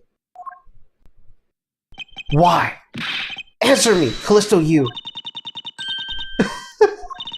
Callisto you? Huh? That's not my real name. Because my real identity is, yes, the great Yatagarasu. Let me tell you something, Edgeworth. Mr. Faraday was one difficult man to deal with. For you see, he had discovered my true identity, which is why I had to erase it from the world of law. I made Rel an offer, an acquittal for a little favor in return. All he had to do was accuse Mr. Faraday of being the Yatagarasu in courts. But once we entered the recess, Rel was dragged out by Mr. Faraday, which he threw my plan into a complete mess. I chased after them and eavesdropped on them through the crack of the door. That Rel caved in only two things, money and authority, just as all thugs do. I feared my plan was going to be ruined if Mr. Faraday held into Rel any longer. Plus, if I let them continue the way they were, I would have been found out. That's why I had no choice. I had to kill them both. But didn't you say you despise criminals? But do I really? You. Have you forgotten about the KGA incident too? Maybe. What sort of woman would... So then, was it your plan to kill Mr. Faraday with the very evidence that you sent? Well, I had a good idea of what Mr. Faraday was going to do.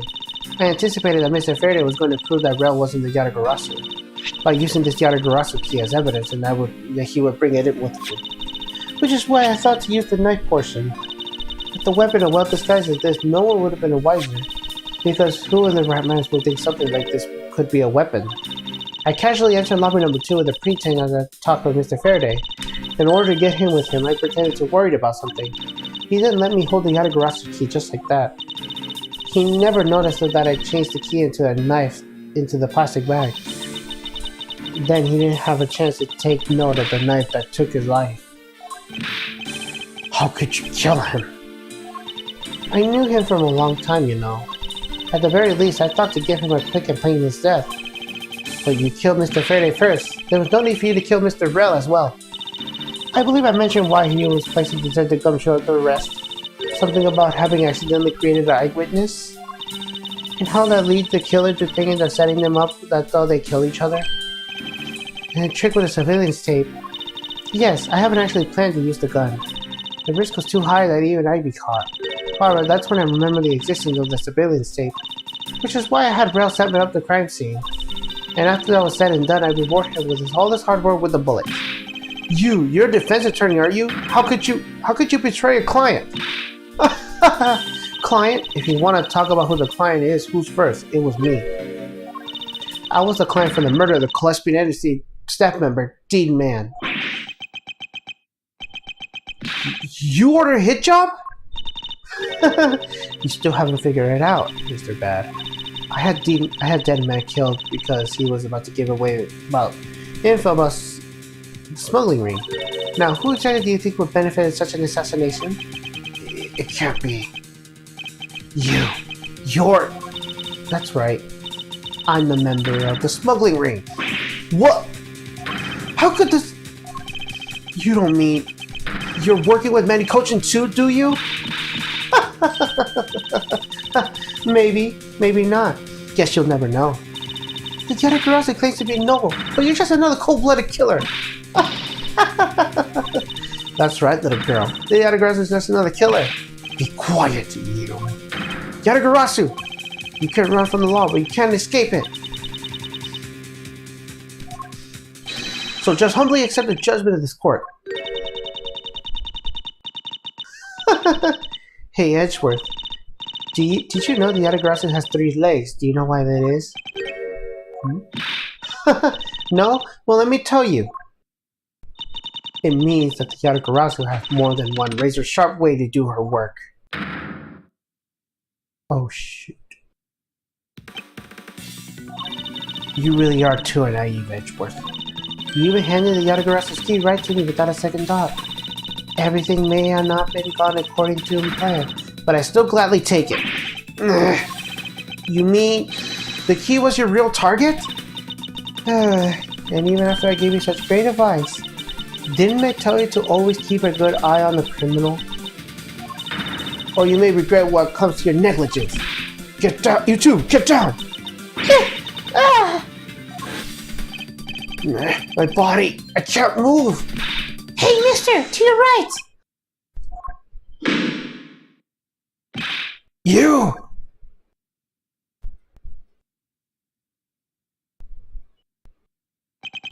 Are you alright, Francesca? I'm perfectly fine, Miles. Her voice is shaking, but it looks like she's unharmed. Where did Kay go? That's a gunshot!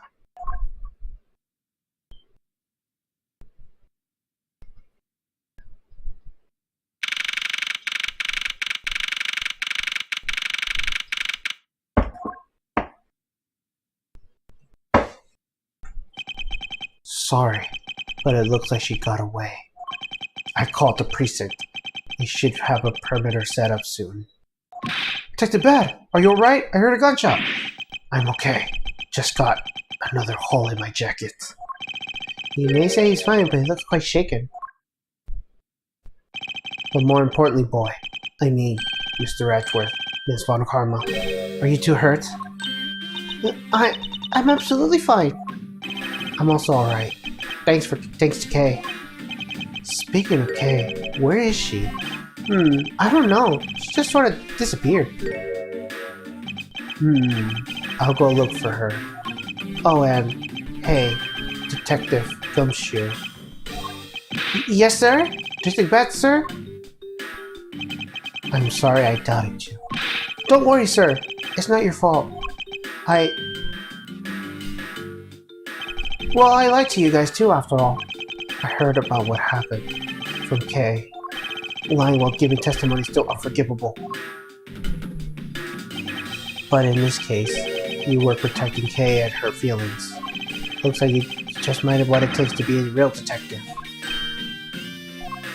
Now, don't you ever lose that detective spirit, okay? You got it, Pops! Pop? Watched one too many detective dramas recently, have we? Way to single-handedly destroy a cheering atmosphere with one snarky comment. I should get back to the investigation. I swear, I'll catch you if the last thing I do. Be careful, Detective Bat, and take care. Thanks. Well, I'm off. Maybe we'll run into each other again someday.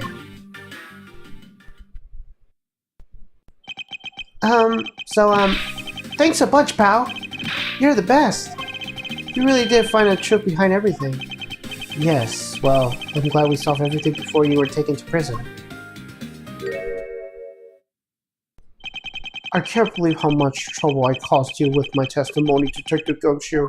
It's no problem, really. I mean, I lied too, so I didn't help anything. It's really not your fault, Your Honor. Well, even if we didn't have His Honor's testimony, I think that the lawyer would have found another way to get you convicted with her behalf. Yeah, I can't believe I was about to get fired during my first week of a detective. Well, as long as you're not fired, you should work hard, give all you have, and perform your duties well. Oh, and one more thing. Kay left a present for you with me. She did? Ooh, what is it? What was it Kay left for me? A proof of their friendship? Take that!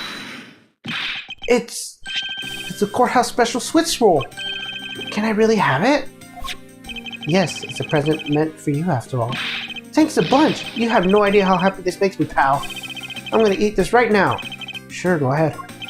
Swiss roll, Detective Gumshoe, and Kay bought together. Well, the one Kay saved never reached her father. It would appear that her sentiments had touched the heart of this detective. He's so happy he as though he's having a welcome back celebration on his own. Well, I have asked for Kay to give it to him. Whoop! That was good, pal. I can't believe I got to eat 2 of these delicious things in one day. It's like I'm on a Swiss roll paradise or something. I gotta thank Kay myself. Hey, wait, where is she? You only noticed just now? Was his mind not present when he discussed her earlier? Detective Bat left to go search for her earlier. Maybe you should go join him? Yeah, you betcha, pal. I'm gonna go help him. Oh, but first, you know what, pal? I guess I shouldn't be rude to you anymore, huh? I'm gonna stay right by your side from now on, Mr. Edgeworth, sir. I sense nothing but a most troublesome relationship from that anonymous statement. We should go home too, Miles. We have to hurry and report what has happened to Papa.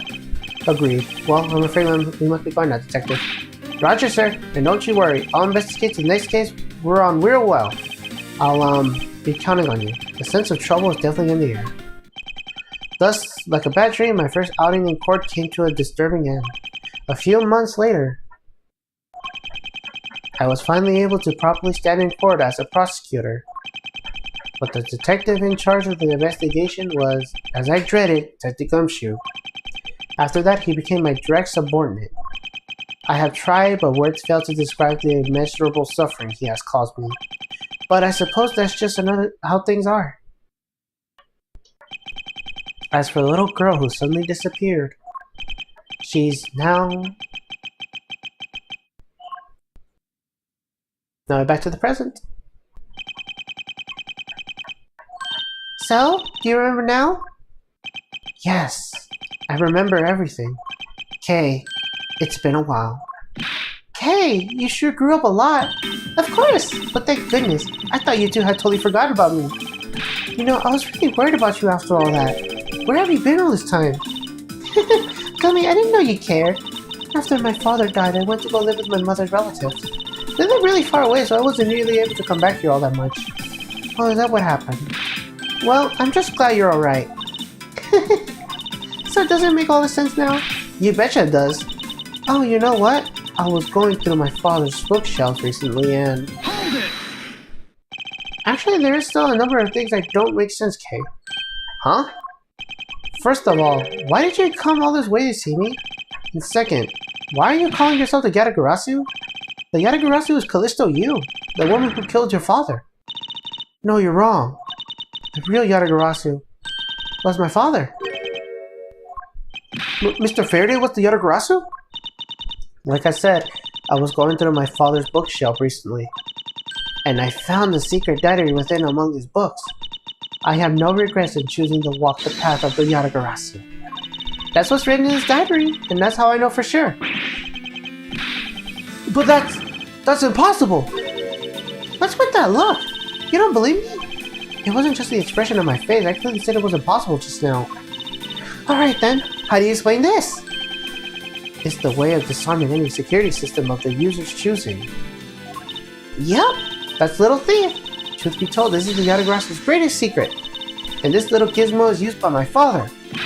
Wow, Mr. Faraday wasn't just a great prosecutor, he was really a great thief, huh? Yeah, my father worked really hard to steal the truth. But he was killed. And the Yatagarasu was no more. But despite that, Yatagarasu has been spotted again recently. Someone other than you? Here, Mr. Edgeworth. Take a look at this article. The Yatagarasu sent the embassy a calling card? Yeah, meaning this person's a fake. I'm almost certain that Callisto you ladies behind this. Because the real Yatagarasu would never send something like a calling card out. The Yatagarasu did send a white card along anything to be publicized. And that's what Detective Bad told me 7 years ago, if memory serves. Well, as soon as I heard the news, I got all wounded up, and I knew I couldn't just let it go. So I searched you out, so that I could obtain the truth behind the Yatagarasu. Because if anyone can help me find it, I figure it's you, Mr. Edgeworth. So you're saying that I have your father, so you used to use identities backwards? Yes, because the real Yatagarasu is noble to the end. And I want to provide the real noble Yatagarasu. If I don't, my father will never be able to rest in peace. Kay, you're so honorable. I don't care what anyone else thinks, I'll always be here to cheer you on, pal. Even if you are honorable, the thief is a thief. But if you are planning to commit a crime, then I'm afraid I can't be conflicted. Mr. Edgeworth. Oh, you guys are not making it easy for me. Who am I supposed to support now? Mr. Edgeworth. What I want for you is not to steal anything. What I want is the arrest of that evil woman. That evil woman? You mean Callisto you? I think it's too hard for me to catch her all by myself. But I thought that since you were able to expose her of who she is, then maybe. Please, Mr. Edgeworth, won't you help me? Come to think of it, I do believe I owe you. Huh? Owe me for what? The minute you made her escape, it was you who saved my life. Furthermore, you helped me with the investigation today. I am not rude to leave you as favors unrepaid. Then you mean? Yes. That case has been weighing down my soul ever since that fateful day. Perhaps it's time has come to settle things once and for all. If you don't intend on soiling your hands in a crime, then I believe I can help you. Mr. Edgeworth, thank you! Yay, Mr. Edgeworth, sir! Isn't that great, Kay? Yeah, it sure is, Gummy. Even though he had completely forgotten about her until just now. What is with their clumsy relationship? The great thief Yatagarasu. After all this time, the true identity of the thief sank back into the darkest. Fern Faraday, Callisto Yu, and Kay Faraday. The phantomologically changing identities of the great thief Yatagarasu. And the Yatagarasu's real goal. It would all come to light the day after I made that promise to Kay. And with that, Turnabout Reminiscence is done.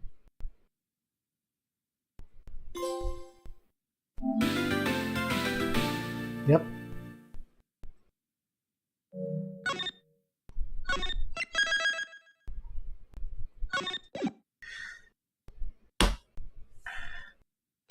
But this will be the end of the stream. We will be going down to the final case of the series, Turnabout Ablaze, in the next one. But for now, this is Robin Phoenix signing off. Peace.